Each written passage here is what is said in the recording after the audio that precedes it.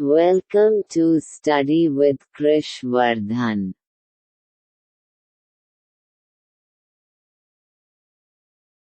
Hi everyone, most welcome in study with Krish Vardhan. कैसे हैं आप लोग, कमेंट करके बताएं। आज मैं आप लोग के लिए लाया हूं atoms and molecules NTSC 2023 exam के लिए। आप लोगों को पता होगा इस चैनल पर एनटीएससी का प्रिपरेशन 2023 सेशन के लिए स्टार्ट हो चुका है। इस समय अभी हम लोग केमिस्ट्री को कंप्लीट कर रहे हैं। जब हम लोग केमिस्ट्री क्लास 9 क्लास 10 दोनों के चैप्टर को कंप्लीट कर लेंगे, उसके बाद हम लोग फिजिक्स बायो मैथ के तरफ बढ़ते जाएंगे। केमिस्ट्री का प्लेलिस्ट हमारे चैनल पर आप लोग को अवेलेबल है, वहाँ पे आप लोग जाके केमिस्ट्री प्लेलिस्ट को देख सकते हैं कि कौन कौन सी वीडियो पोस्ट की गई हैं। अगर कोई वीडियो आप लोग नहीं देखे हैं तो स्टार्टिंग से आप लोग वीडियो को देखना शुरू करें और अपने एनटीएससी के प्रिपरेशन को अभी से स्टार्ट कर दें, क्योंकि टाइम बहुत ज़्यादा नहीं है। मैं कई दिन के बाद वीडियो पोस्ट कर रहा हूं, क्योंकि मेरी थोड़ी एग्ज़ाम्स चल रही थी। तो मैं जितना भी कोशिश करता हूं आप लोग के लिए अच्छे के लिए करता हूं, और मैं चाहता हूं ज़्यादा से ज़्यादा जो वीडियो है आप लोग के लिए पोस्ट की जाए। तो चलिए वीडियो को स्टार्ट करते हैं और समझते हैं एटम्स एंड मॉलिक्यूल्स के बारे में। ये केमिस्ट्री का मोस्ट इम्पॉर्टेंट चैप्टर है। इसे आप लोग समझेंगे तो बहुत कुछ सीखने के लिए मिलेगा। चलिए वीडियो को स्टार्ट करते हैं। तो अगर बात की जाए एटम की, तो एटम जो होते हैं वो मैटर के फॉर्म होते हैं, जो कि इनविजुअल, जिसे हम लोग देख नहीं सकते और जिसे हम लोग और उसे डिवाइड नहीं कर सकते, मतलब उसे और हम लोग छोटा नहीं कर सकते। ये जो आइडिया आई एटम के बारे में, ये एक दो इंडियन फिलोसफर और भी कई तरह के साइंटिस्ट के द्वारा आई। तो सबसे पहले बात करें जो कि इंडियन फिलोसफर हैं थे महर्षि कर्णर जी। इन्होंने कहा कि अगर हम लोग मैटर को डिवाइड करते जाएं, मैटर का जो हिंदी मीनिंग होता है वो होता है पदार्थ। अगर हम लोग पदार्थ को डिवाइड करते जाएं तो ऐसा एक टाइम आएगा, ऐसा समय आएगा कि वह जो मैटर होगा वो और नहीं टूट सकेगा और छोटा नहीं हो सकेगा। जैसे कि अगर आप लोग किसी ग्लास को लें और उसको तोड़ना शुरू करें, छोटे छोटे पार्टों में तोड़ें और छोटा करें, एकदम मन लगा के उसको तोड़ते रहें, तो ऐसा समय आएगा कि वह सबसे छोटा हो जाएगा, आप उसको और छोटा नहीं कर सकते। तो ऐसा ही कुछ महर्षि कर्णर जी कहे कि अगर हम लोग मैटर को डिवाइड करते जाएं, पदार्थ को अगर हम लोग तोड़ते जाएं तो ऐसा समय आएगा, ऐसा पार्टिकल्स आएगा कि और उसे हम लोग छोटा नहीं कर सकते। तो उसी को हम लोग कहते हैं एटम, जिसका हिंदी मीनिंग होता है परमाणु। तो आप लोग समझ गए। तो उसी तरह एक आते हैं पखुदा कत्यामा जी, जो कि ये भी इंडियन फिलोसफर हैं। उन्होंने कहा कि ये जो एटम होता है वो वेरियस फॉर्म का होता है, क्योंकि इसके जो पार्टिकल्स होते हैं, मतलब जो इनके एटम होते हैं वो अलग अलग तरीके के होते हैं। मैटर पार्टिकल से मिलकर ही बने होते हैं, एटम के मिक्स से ही बने होते हैं। सॉरी, थोड़ी दिक्कत हो रही है आप लोग क्षमा करेंगे। एटम से ही मिलके बने होते हैं, पार्टिकल से ही मिलके बने होते हैं। तो अगर मैटर के पार्टिकल्स अलग अलग होंगे, उनका कॉम्बिनेशन अलग होगा, तो वो मैटर भी अलग टाइप्स के होंगे। तो अब जो दो ग्रीक फिलोसफर भी होते हैं, जैसे कि हम लोग ने इंडियन फिलोसफर के बारे में बात किया, उसी तरह दो ग्रीक फिलोसफर भी हैं, जिनका पहला नेम है डेमोक्राइटस और एक थे ल्यूकिपस साहब। ये दो साहबों ने क्या कहा, चलिए इनके बारे में भी समझते हैं। इन्होंने कहा कि अगर हम लोग मैटर को डिवाइड करते जाएं, पदार्थ को डिवाइड करते जाएं, इन्होंने भी जैसे महर्षि कर्णर जी कहे थे, वैसे ही ये इन्होंने भी कहा था। डेमोक्रिटिकस एंड ल्यूकिपस साहबों ने भी कहा था कि अगर हम लोग मैटर को डिवाइड करते जाएं तो ऐसा टाइम आएगा कि वह सबसे छोटा हो जाएगा, उससे हम लोग और छोटा नहीं कर सकते। उसी को हम लोग एटम कहते हैं। इन्होंने भी वैसा कहा जैसे कि महर्षि कर्णर साहब जी ने कहा था। बट ये जो आइडिया थे वो क्या हो गए, सफल नहीं हुए। बहुत सारे एविडेंस के साथों में सफल नहीं हुए। वैसे ही एक और साहब जी आते हैं जिनका नाम था एंटोनी एल लवैसियर साहब। इन्होंने ये डेमोक्रिटिकस एंड ल्यूकिपस या महर्षि कनर जी और एक इंडियन फिलोसफर थे, इन्होंने जितना भी कहा उसको एंटोइन एल लोवेसियस साहब ने कहा नहीं ये गलत है, मैं और भी ला जो है बता रहा हूं। तो एंटोनी एल लोवेसियस साहब ने लॉ ऑफ केमिकल कॉम्बिनेशन बनाया। इस लॉ ऑफ केमिकल कॉम्बिनेशन बहुत ही इंपॉर्टेंट है दोस्तों, इससे बहुत ही नंबर के क्वेश्चन पूछे जाते हैं। तो एंटोनी एल लोवेसियस साहब बहुत ही ग्रेट साइंटिस्ट थे, तो इन्होंने कहा नहीं ये जो आप लोग बता रहे हैं ये गलत है, मैं और अच्छे तरीके से बताऊंगा इसे। तो लॉ ऑफ केमिकल कॉम्बिनेशन का जो है फाउंडेशन एंटोनी एल लोवेसियस साहब ने किया। तो इसमें लॉ ऑफ केमिकल कॉम्बिनेशन में क्या कहा गया है, चलिए उसे समझते हैं। लॉ ऑफ केमिकल कॉम्बिनेशन को समझने से पहले हम लोग थोड़ा एटम्स के बारे में जानते हैं। एटम्स हो या मॉलिक्यूल्स, वो एटम जो होता है वो सैंड पार्टिकल्स को हम लोग एटम्स कर सकते हैं। गैरगेंटन ब्लैक होल्स जो होते हैं वो भी एटम्स के ही टाइप्स होते हैं।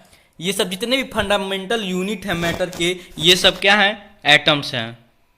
जो भी आप लोग अपने चारों तरफ देख रहे हैं दोस्तों, वह क्या है, एटम से ही मिलके बना हुआ है।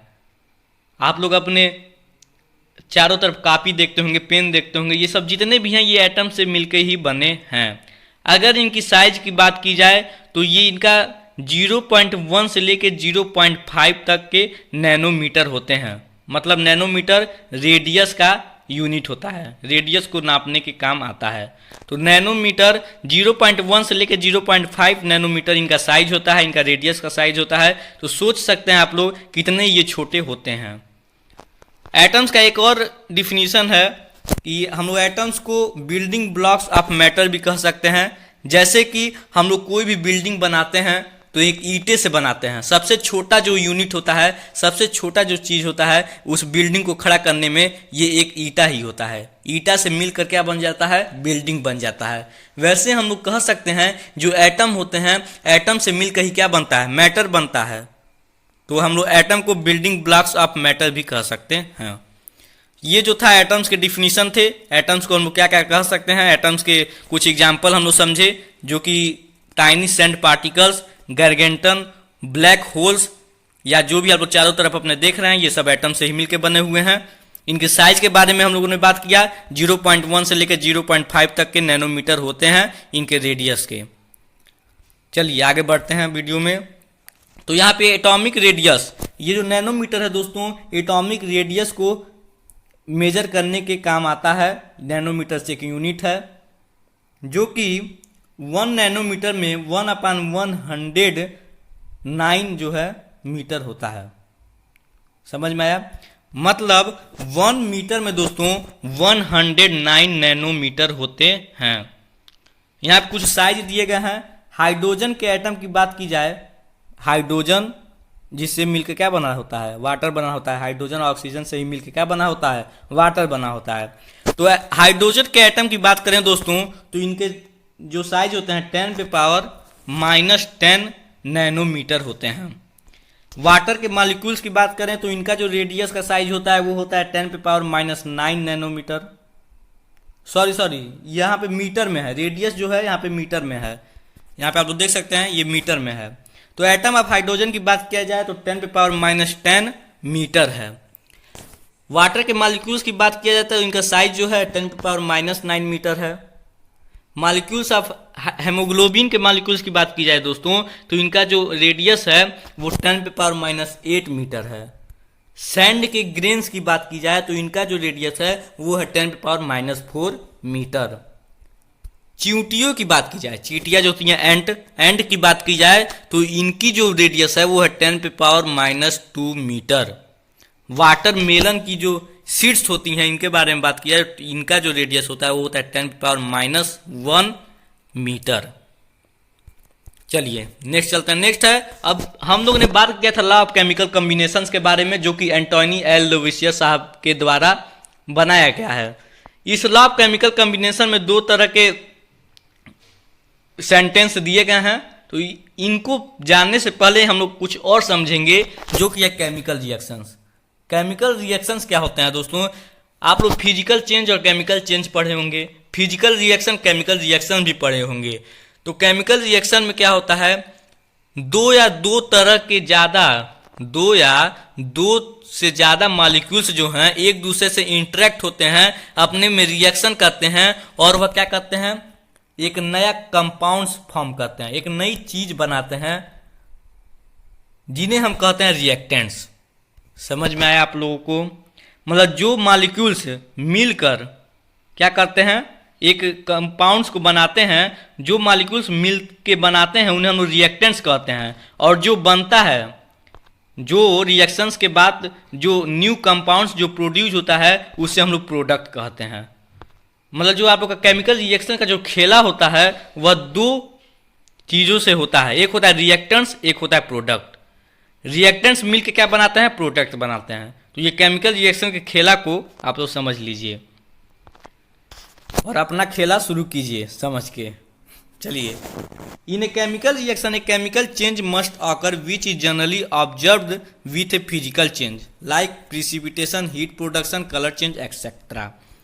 देखिए, केमिकल रिएक्शन में हम लोगों ने क्या पढ़ा था, एक नई चीज, एक कंपाउंड्स जो है प्रोड्यूस होती है, ठीक, और एक केमिकल चेंज में फिजिकल चेंज भी होते हैं। केमिकल चेंज में फिजिकल चेंज भी होते हैं। फिजिकल चेंज क्या होते हैं, रिवर्सिबल होते हैं। जैसे कि एग्जांपल है, आइस से अगर मेल्ट हो जाए, पिघल जाए, तो वह वाटर में कन्वर्ट हो जाएगा। अगर हम वाटर को कोल्ड कर दें तो वह फिर से क्या, किस में कन्वर्ट हो जाएगा, आइस में कन्वर्ट हो जाएगा। लेकिन अगर हम लोग केमिकल रिएक्शन करेंगे तो अगर केमिकल रिएक्शन का अगर हम लोग देखें एग्जाम्पल, तो अगर हम लोग पेपर को जला दें तो यह फिर से पेपर नहीं बन सकता, और एक नई चीज़ें भी उसमें क्या हो रही हैं, प्रोड्यूस हो रही हैं, एक नया कंपाउंड्स भी बन रहा है जो कि है राख, SaSH, राख। समझ में आया आप लोग को? फिर से एक और, रस्टिंग ऑफ आयरन। आयरन जब मुरझा जाता है, आप लोग देखते होंगे, तो आयरन जब मुरझा जाता है तो वह फिर से आयरन में नहीं कन्वर्ट हो सकता। तो ये भी क्या है, केमिकल चेंज ही है। तो जो केमिकल चेंज होते हैं या केमिकल रिएक्शंस होते हैं वह क्या होते हैं, इरिवर्सिबल होते हैं, उन्हें फिर से हम लोग कन्वर्ट नहीं कर सकते, इंटर कन्वर्जन नहीं कर सकते। लेकिन जो फिजिकल चेंज होते हैं इसमें हम लोग इंटर कन्वर्जन कर सकते हैं, फिर से कन्वर्ट कर सकते हैं एक से दूसरे में। तो केमिकल रिएक्शन में केमिकल चेंज भी होता है और फिजिकल चेंज भी होता है। ये बहुत ही इंपॉर्टेंट बात है।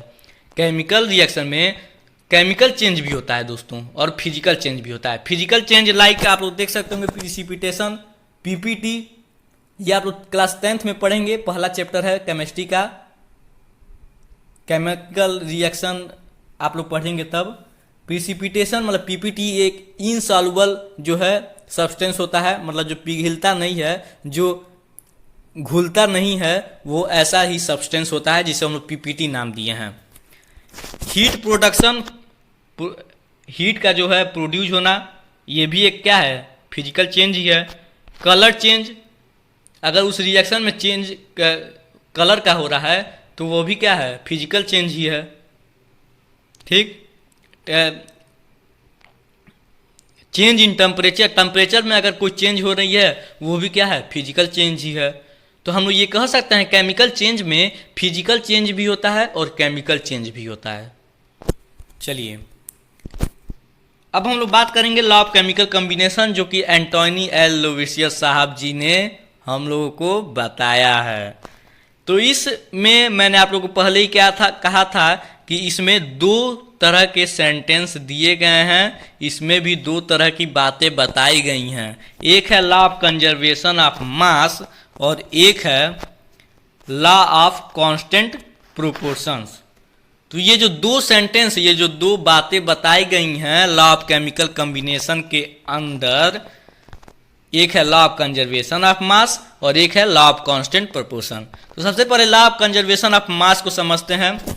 तो इस लॉ ऑफ कंजर्वेशन के मास के आधार पर अगर हम लोग बात करें तो इसमें बताया गया है कि जो मास होता है वह न तो हम लोग उसे बना सकते हैं और न ही इसे हम लोग बिगाड़ सकते हैं।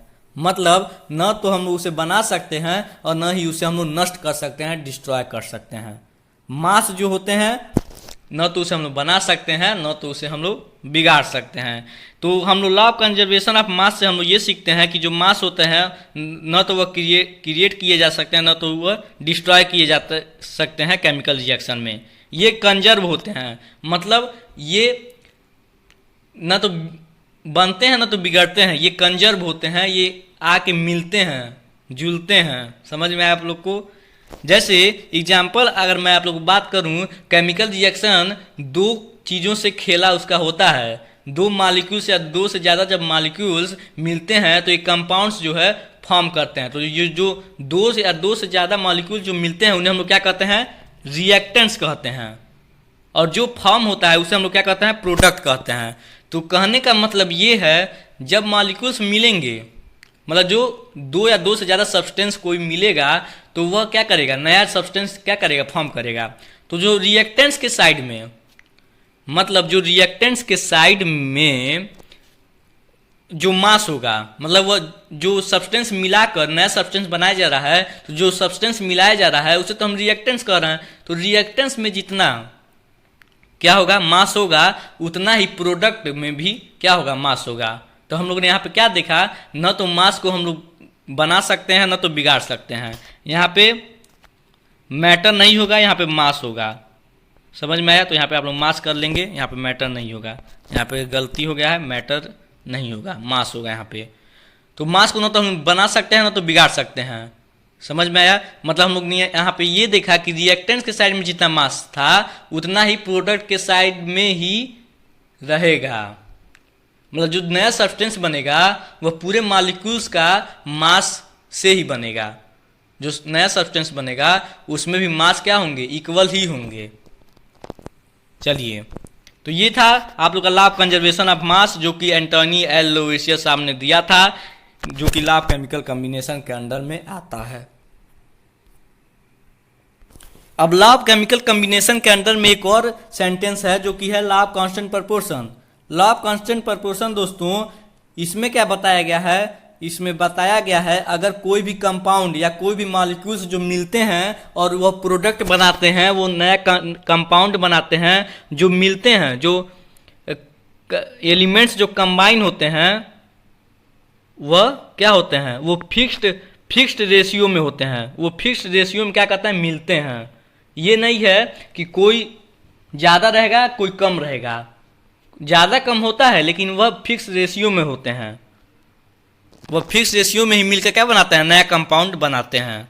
तो इसमें यही बताया गया है कि ये नहीं है कोई भी कितने भी अमाउंट में मिल जाएगा। उनका अमाउंट जो होता है वो फिक्स होता है।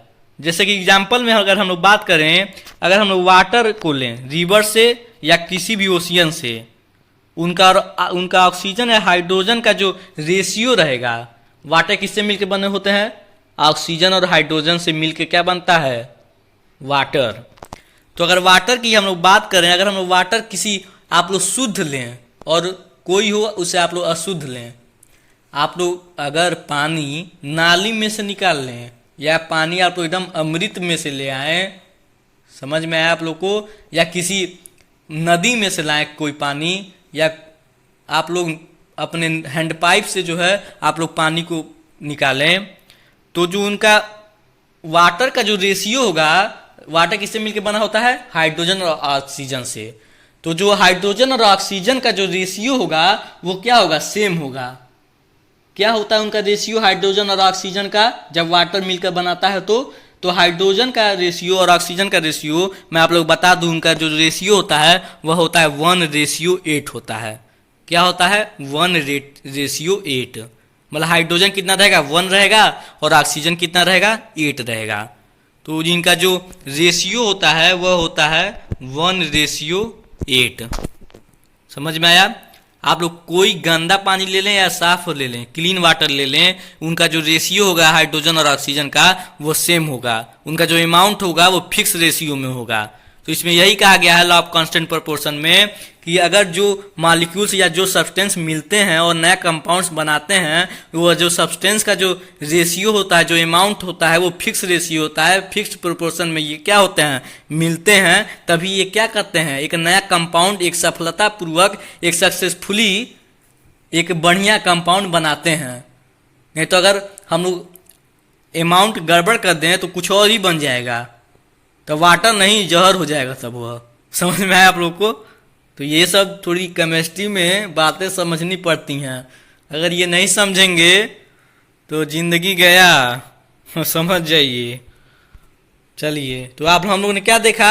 लॉ ऑफ केमिकल कॉम्बिनेशन में लॉ ऑफ कंजर्वेशन ऑफ मास है, जो कि एंटोनी एल लुइसियस के द्वारा दिया गया है, और लॉ ऑफ कांस्टेंट प्रोपोर्शन है। लॉ ऑफ कंजर्वेशन ऑफ मास में बताया गया है कि 1 minute, law of conservation of मास में बताया गया है कि न तो मास क्या होता है, न तो मास को हम लोग बना सकते हैं, न तो उन्हें डिस्ट्रॉय कर सकते हैं। वह जो होते हैं वो कंजर्व होते हैं, मतलब जितना रिएक्टेंट साइड में मास होगा उतना ही प्रोडक्ट साइड में या जो नया कंपाउंड बनता है उतना ही उसमें भी मास होगा। तो उसके बाद आता है law of constant of proportion. इसमें बताया गया है एंटोनी एल लुइसियस साहब के द्वारा कि ये जो इनको जो रिएक्टेंट्स मिलते हैं, जो सब्सटेंस मिलते हैं, वो एक फिक्स रेशियो में मिलते हैं, तभी एक नया कंपाउंड्स, बढ़िया कंपाउंड्स बनाते हैं। जैसे कि हाइड्रोजन और वाटर की बात की जाए तो हम लोग हाइड्रोजन और वाटर 1:8 में फिक्स रेशियो में मिलते हैं, तभी क्या करते हैं? वाटर बनाते हैं। अगर 1:10 में मिलने लगे तब जहर बन जाएगा। ये सब आपको, ये इसका जो PDF का लिंक है वो आप लोग को डिस्क्रिप्शन में दे दिया गया है। इस PDF को आप लोग डाउनलोड कर देंगे, आप लोग अपना नोट्स बनाएंगे, समझेंगे और इससे बेस्ट क्वेश्चंस लगाएंगे। आप लोग जितना प्रैक्टिस करेंगे क्या होगा, उतना ही आप लोग को एक्सपर्ट होते जाएंगे। प्रैक्टिस मेक परफेक्ट, समझ में है? प्रैक्टिस ही क्या बनाता है? परफेक्ट बनाता है। इसे आप लोग ध्यान में रखेंगे। अब आती है एटॉमिक थ्योरी। एटॉमिक थ्योरी को हम लोग डाल्टन थ्योरी भी कहते हैं। ये जॉन डाल्टन साहब जो हैं दोस्तों, ये एक बहुत ही खतरनाक हैं, क्योंकि इन्होंने जितना अभी तक जितने भी फिलोसफर बताए हैं, जितना भी अभी एंटोनी एल लुइसियस साहब ने बताया, उन्होंने ये कहा, जॉन डाल्टन साहब ने, ये जो बताए हैं ये अच्छे फॉर्म में नहीं बताए हैं, मतलब ये एक्सप्लेन नहीं किए हैं बढ़िया से। मैं क्या करूँगा, जॉन डाल्टन साहब कहे कि मैं क्या करूँगा कि मैं एक अच्छे एक्सप्लेनेशन के साथ, मैं जितना भी अब तक बताया गया है साइंटिस्टों के द्वारा या फिलोसफरों के द्वारा, मैं अच्छे एक्सप्लेनेशन में मैं अच्छे से लिखूँगा और उसे अच्छे से समझाने का प्रयास करूँगा। ये जो है जॉन डाल्टन साहब ने कहा। ये लोग बढ़िया से नहीं समझा पाए हैं, बताए तो सही हैं लेकिन ये अच्छे से समझा नहीं पाए हैं, अच्छे से एक्सप्लेन नहीं कर पाए हैं। मैं क्या करूँगा, अच्छे से उसे एक्सप्लेन करूँगा और समझाऊँगा। ये जो है जॉन डाल्टन साहब का कथन था, जॉन डाल्टन साहब ने कहा था। तो इन्होंने क्या किया, इन्होंने भी क्या कहा, उनके थ्योरी से हम लोग को ये पता चलता है कि ये जितने भी मैटर हैं या एलिमेंट्स हैं या कंपाउंड है या मिक्सचर हैं, ये सब इनविजुअल पार्टिकल से मिलके बने हैं। वो क्या कहलाता है? एटम्स कहलाता है। ये इनकी एटॉमिक थ्योरी से पता चलता है। एटॉमिक थ्योरी को हम लोग डाल्टन एटॉमिक थ्योरी भी कहते हैं और एटॉमिक थ्योरी भी उसे कहा जाता है। तो ये जो जॉन डाल्टन साहब हैं, इन्होंने अच्छे से एक्सप्लेन किया और समझाने का प्रयास किया। तो ये क्या क्या लिखे अपने कथन में, चला जाए उसे समझा जाए। तो इन्होंने उनका जो सेंटेंस है आप लोग देख सकते हैं, इन्होंने कितना सेंटेंस बताया, 1 2 3 4 5 6, इन्होंने 6 सेंटेंस लिखी। समझ में आया? 6 सेंटेंस इन्होंने लिखी और उसमें अच्छे से उन्होंने एक्सप्लेन किया। तो ये जो इसे हम लोग कहते हैं पोस्टुलेट्स, जो इनका जो सेंटेंस है उसे हम लोग कहते हैं postulates. The postulates of atomic theory by John Dalton. तो क्या क्या बताया गया है, क्या क्या पोस्टुलेट्स बताया गया है, कौन कौन सी सेंटेंस लिखी गई है उनके द्वारा, चलिए उन्हें पढ़ते हैं। तो जो पहला सेंटेंस है वो है, the matter is made up of tiny particles called atoms that can not be divided. इन्होंने जो पहला इनका जो सेंटेंस है, जो पहला पोस्टुलेट्स है, उन्होंने इसमें कहा है जो मैटर होते हैं वो टाइनी पार्टिकल से मिलके बने होते हैं, छोटे छोटे पार्टिकल से मिलके बने होते हैं, जिसे हम लोग एटम्स कहते हैं। और जो एटम्स होते हैं उन्हें और हम लोग क्या कर सकते, छोटा नहीं कर सकते, डिवाइड नहीं कर सकते, उनका और भाग खंडन नहीं कर सकते। ये जो है जॉन डाल्टन का फर्स्ट जो है पोस्टुलेट्स है। सेकेंड है atoms are never formed by destroyed during a chemical reaction.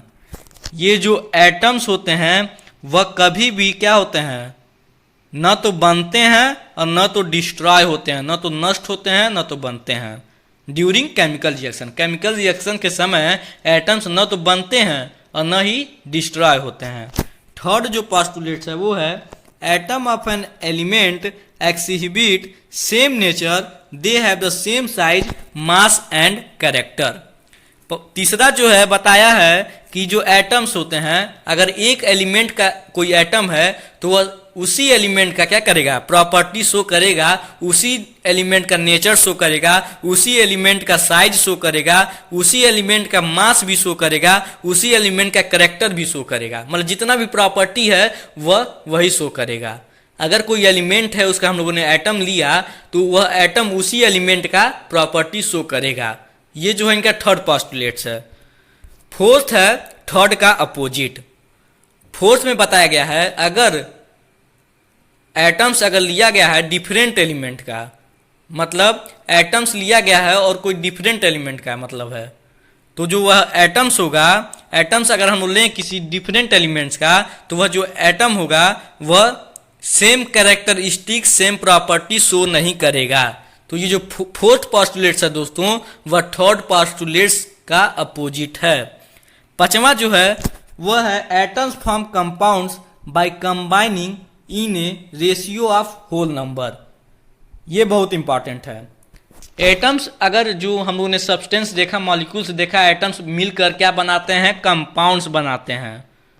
समझ में आया? एटम्स मिलकर मैटर बनाते हैं, कंपाउंड बनाते हैं, एलिमेंट्स बनाते हैं, कई चीज बनाते हैं। एटम्स सबसे छोटे होते हैं तो सबको मिलकर ही अपना बना देते हैं। क्या करेंगे आप? तो एटम्स बहुत खतरनाक होते हैं। अब कई बच्चे समझते होंगे जो एटम है वो एटॉमिक बम का नहीं बात हो रहा है, तो ये बम का बात नहीं हो रहा है, ये एटम है केमिस्ट्री का।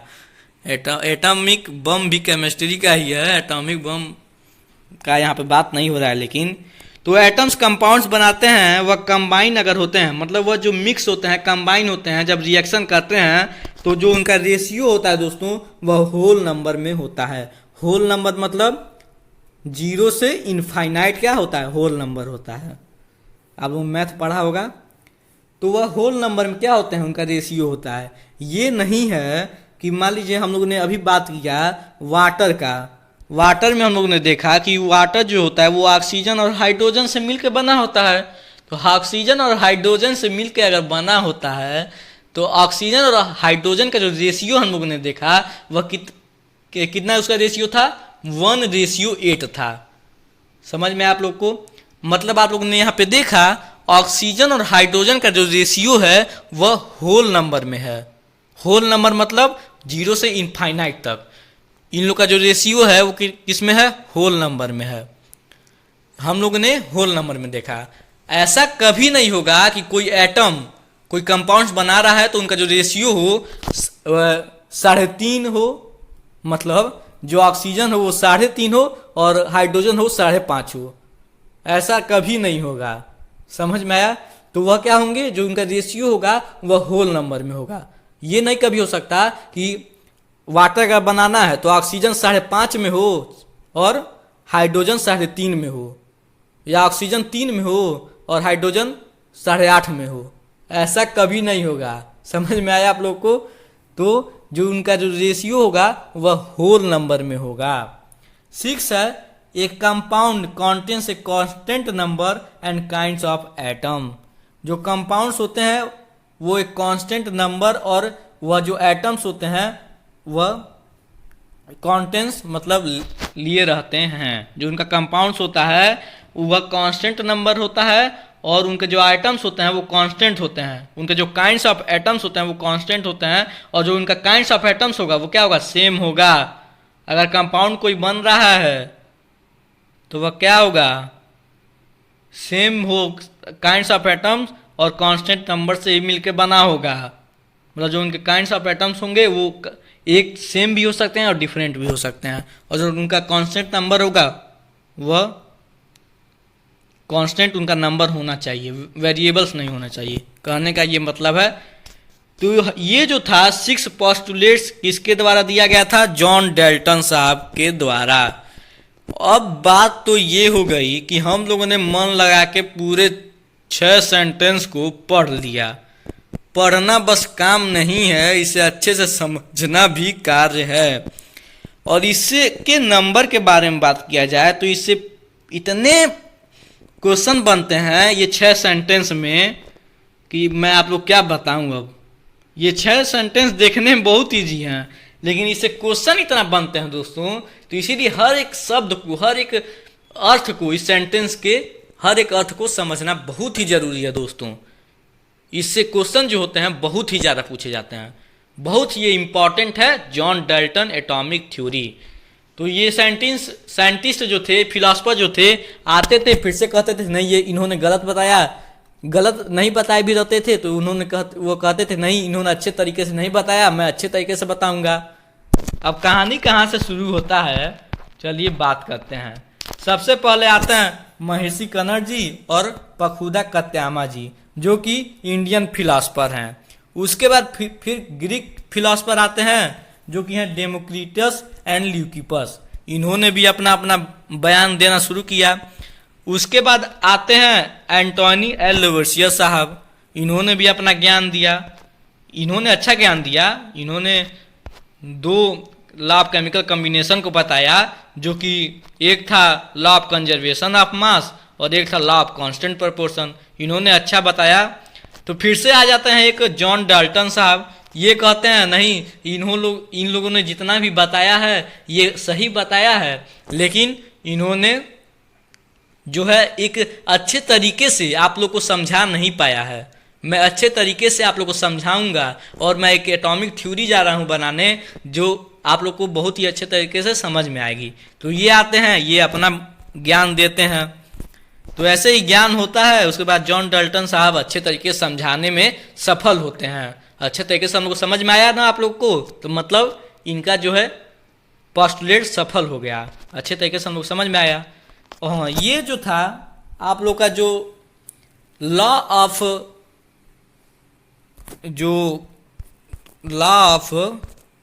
कंजर्वेशन ऑफ मास जो था, इसका एग्जाम्पल मैं जा रहा हूं आप लोग को फिगर के से दिखाने। लॉ ऑफ कंजर्वेशन ऑफ मास, यहाँ पे आप लोग देख सकते हैं ये जो रिएक्टेंट्स हैं इन दोनों से मिल के क्या बन रहा है, ये कंपाउंड्स या प्रोडक्ट बन रहा है। ये हम लोग नहीं समझे ये क्या है, ये क्या है, ये क्या है, हम लोग को ये नहीं समझना है। हम लोग को बस ये समझना है कि ये जो लॉ ऑफ कंजर्वेशन ऑफ मास है इसका एग्जाम्पल ये है। तो ये रिएक्टेंट हैं, एक ये है एक ये है, इन दोनों से मिलके क्या बन रहा है, प्रोडक्ट बन रहा है। ये इनका जो मास है वो है 16 मास यूनिट और इनका है मास जो है वो है 2 मास यूनिट्स। ये इनका जो मिल के क्या बन रहा है 18 मास यूनिट्स बन रहा है। मतलब हम लोगों ने क्या कहा, law of conservation of mass, mass तो न ही बनता है न ही बिगड़ता है। तो लॉ ऑफ कंजर्वेशन ऑफ मास न तो बनता है न तो बिगड़ता है। तो यहाँ पे आप लोग देख सकते होंगे, यहाँ पे ये 16 मास यूनिट था, ये 2 मास यूनिट था। ये जो दोनों मिल के बनाए कितने मास यूनिट्स का बनाए, 18 मास यूनिट्स का। मतलब जितना मास रिएक्टेंट साइड में होगा, ये जो क्या है, ये रिएक्टेंट साइड है, ये प्रोडक्ट साइड है। मतलब जितना मास रिएक्टेंट साइड में होगा उतना ही मास प्रोडक्ट साइड में भी होगा। ये एंटोनी एल लवोसियर साहब के द्वारा पता चला, जो इनका लॉ ऑफ केमिकल कॉम्बिनेशन में क्या था, लॉ ऑफ कंजर्वेशन ऑफ मास से हम लोग को पता चलता है। पूरी दुनिया एंटोनी एल लवोसियर साहब ने अच्छा से एक्सप्लेन कर दिया। एंटोनी एल लवोसियर साहब ने क्या बताया, लॉ ऑफ कंजर्वेशन ऑफ मास में न तो मास बिगड़ता है न तो ही बनता है। बहुत ही अच्छा उन्होंने बताया। बहुत बहुत धन्यवाद एंटोनी एल लवोसियर साहब। केमिस्ट्री के बच्चे आपको याद रखेंगे। चलिए अब कुछ आते हैं एटम्स के सिंबल, कि कैसे एटम्स के सिंबल जो हैं बने, उसके बाद फिर से क्या क्या हुआ, चलिए उसे समझते हैं। दोस्तों अब मैं आप लोग को बताऊं इस चैप्टर का असलियत बात। ये चैप्टर आप लोग को पढ़ने में तभी मजा आएगा जब आप लोग को एलिमेंट्स, फर्स्ट 30 एलिमेंट्स, मतलब जो सबसे पहले वाले 30 एलिमेंट्स हैं, उनके नेम, उनके सिंबल, उनका एटॉमिक मास समझ में आया। आप लोग को अच्छे तरीके से एकदम जुबानी आप लोग को याद हो, आप लोग तुरंत आप लोग के दिमाग में आ जाए, ऐसे आप लोग को जो है इसको लर्न होना चाहिए। तो अगर उस आप लोग को मैं बता दूं, अगर आप लोग को ये लर्न नहीं है एलिमेंट्स और उनके एटॉमिक मास, उनके सिंबल्स, तो आप लोग को मैं बता दूं फर्स्ट 30 एलिमेंट्स के वीडियो, अलग सेपरेट वीडियो मैं बना रखा हूं और पोस्ट कर चुका हूं। जो उसका लिंक है वो आप लोग को इस वीडियो के डिस्क्रिप्शन में मिल जाएगा। तो सबसे पहले प्लीज़ आप लोग उसको देख कर आएँ। मैं वीडियो के पहले ही बताने वाला था लेकिन मैं भूल गया, तो इसके लिए आप क्षमा करें। तो उसको आप लोग पहले देख के आएँ, उसे अच्छे से समझें, लर्न करें, अपने कॉपी में राइट करें। उसका भी PDF आप लोग को लिंक में मिल जाएगा, तो उसे आप लोग लर्न करें प्लीज़। तभी आप लोग को ये चैप्टर, अब जो चैप्टर आ रहा है, अब जो चैप्टर का जो पार्ट आ रहा है, तभी आप लोग को अच्छे तरीके से समझ में आएगा। तो ये जो सिंबल्स आप लोग देख रहे हैं, ये जॉन डाल्टन साहब के द्वारा ही सिंबल्स दिया गया है। इन्होंने कई एलिमेंट्स के सिंबल दिए। ये एलिमेंट्स ही हैं, ऑक्सीजन, आयरन, सिल्वर, ये सब क्या है, एलिमेंट हैं, हाइड्रोजन, ये सब एलिमेंट्स हैं। कई एलिमेंट्स होते हैं वो एक एटम से मिलके बने होते हैं, कई एलिमेंट्स होते हैं वह 2 एटम से मिलके बने होते हैं, कई एलिमेंट्स होते हैं वो 8 एटम से मिलके बने होते हैं, कई एलिमेंट्स होते हैं वो 5 एटम से मिलके बने होते हैं, ऐसे ऐसे हैं। तो एलिमेंट्स भी जो होते हैं दोस्तों, वो भी एटम से ही मिलके बने होते हैं। तो ये जो आप लोग साइन देख रहे हैं, सिंबल देख रहे हैं, ये जो एलिमेंट्स के या एटम्स भी हम लोग कह सकते हैं, ये जॉन डाल्टन साहब के द्वारा बताया गया है। लेकिन ये बाद में फेल हो जाता है। ये कहा जाता है ये अच्छा तरीका नहीं है, कितना हम लोग सिंबल लर्न करेंगे। ऐसे आप लोग एलिमेंट्स के हाइड्रोजन, हीलियम, लिथियम, बेरिलियम ऐसे आप लोग लर्न कर लेते हैं। लेकिन अगर आप लोग को ऐसे सिंबल से लर्न करना होता, उसका भी सिंबल है लेकिन आप लोग लेटर है उसका, अगर आप लोग इस ऐसे सिंबल को लर्न करना होता तब कोई भी ऐसा जल्दी लर्न नहीं कर पाता। ये बहुत हार्ड तरीका था, इसीलिए ये जो जॉन डाल्टन साहब का ये तरीका फेल हो गया। तो अब हम लोग एटम्स के सिंबल को कैसे या एलिमेंट्स के सिंबल को कैसे लर्न करते हैं, कैसे लिखते हैं, तो मैं आप लोग बता दूं कि एलिमेंट्स के सिंबल को अब हम लोग क्या किए हैं, फर्स्ट 2 लेटर से उसको रिप्रेजेंट करते हैं। मान लीजिए हाइड्रोजन है तो वह इसका जो सिंबल है वो है H। हीलियम है तो इसका जो सिंबल है वो है He, हीलियम। लिथियम है तो इसका जो सिंबल है Li। मतलब फर्स्ट 2 लेटर से हम लोग क्या करते हैं, एलिमेंट्स को रिप्रेजेंट करते हैं, एलिमेंट्स के सिंबल को राइट करते हैं। तो जो फर्स्ट लेटर होता है वो दोस्तों वह कैपिटल लेटर में होता है, अपर केस में होता है, और जो सेकंड लेटर होता है वह लोअर केस में होता है, या हम उसे स्मॉल लेटर भी कह सकते हैं। समझ में आया। अब हम लोग क्या करते हैं, एलिमेंट्स के उनके 2 जो पहले अक्षर होते हैं, फर्स्ट लेटर होते हैं, उससे हम लोग क्या करते हैं, रिप्रेजेंट करते हैं। ऐसे उनके सिंबल्स बन गए हैं। जैसे लिथियम का मैंने बताया, हाइड्रोजन का बताया। हाइड्रोजन का फर्स्ट 2 लेटर्स नहीं होता है, बस एक ही लेटर से उसको रिप्रेजेंट किया जाता है, जो कि होता है H। तो जो फर्स्ट लेटर होता है दोस्तों वह कैपिटल लेटर में राइट किया जाता है, जो सेकंड लेटर होता है वो लोअर केस में राइट किया जाता है। समझ में आया। जैसे मैं और एग्जांपल आप लोगों को दे दूं, तो ऐसे कार्बन हो गया जिसको C से ही रिप्रेजेंट किया जाता है। फिर से ऑक्सीजन हो गया जिसको O से ही रिप्रेजेंट किया जाता है। बेरिलियम हो गया जिसको BE से रिप्रेजेंट किया जाता है। यहाँ पे आप लोग देख सकते हैं जो फर्स्ट लेटर है वो क्या है, कैपिटल लेटर में है, और जो सेकेंड लेटर है वो क्या है, स्मॉल लेटर या लोअर केस में है। तो ऐसे हम लोग जो है एलिमेंट्स के सिंबल्स को अब हम लोग राइट करते हैं, लर्न करते हैं। ये बहुत ही इजी मेथड है, क्योंकि अगर हम लोग को ऐसे सिंबल के साथ ही, ऐसे फिगरों के साथ अगर हम लोग को लर्न करना पड़ता है तो बहुत ही परेशानी होती है हम लोग को, हम लोग जल्दी लर्न नहीं कर पाते ऐसे। तो ये जो था डाल्टन साहब के द्वारा दिया गया था, जो कि फेल हो गया। तो अब चलिए कुछ एग्जाम्पल देखते हैं कि कैसे हम लोग एटम्स के सिंबल को इस टाइम जो है रिप्रेजेंट करते हैं या एलिमेंट्स के। एल्यूमिनियम देख सकते हैं आप लोग, एल जो फर्स्ट लेटर है वो कैपिटल में है और जो यल है वो स्मॉल में है। एर्गॉन को देख सकते हैं, ए आर। बैरियम को बी ए से रिप्रेजेंट किया जाता है, बी ए उसका सिंबल होता है। बोरान का बी होता है, ब्रोमाइन का बी आर होता है, कैल्शियम का सी ए होता है, कार्बन का सी होता है, क्लोराइन का सी एल होता है, कोबाल्ट का सी ओ होता है, कॉपर का सी यू होता है, फ्लोराइन का एफ होता है, गोल्ड का ए यू होता है, हाइड्रोजन का एच होता है। यहाँ पे कॉपर का सी ओ नहीं है, सी यू है, क्योंकि ये इसका लेटिन नेम से इसका क्या किया गया है, इसको लिया गया है, इसके सिंबल को।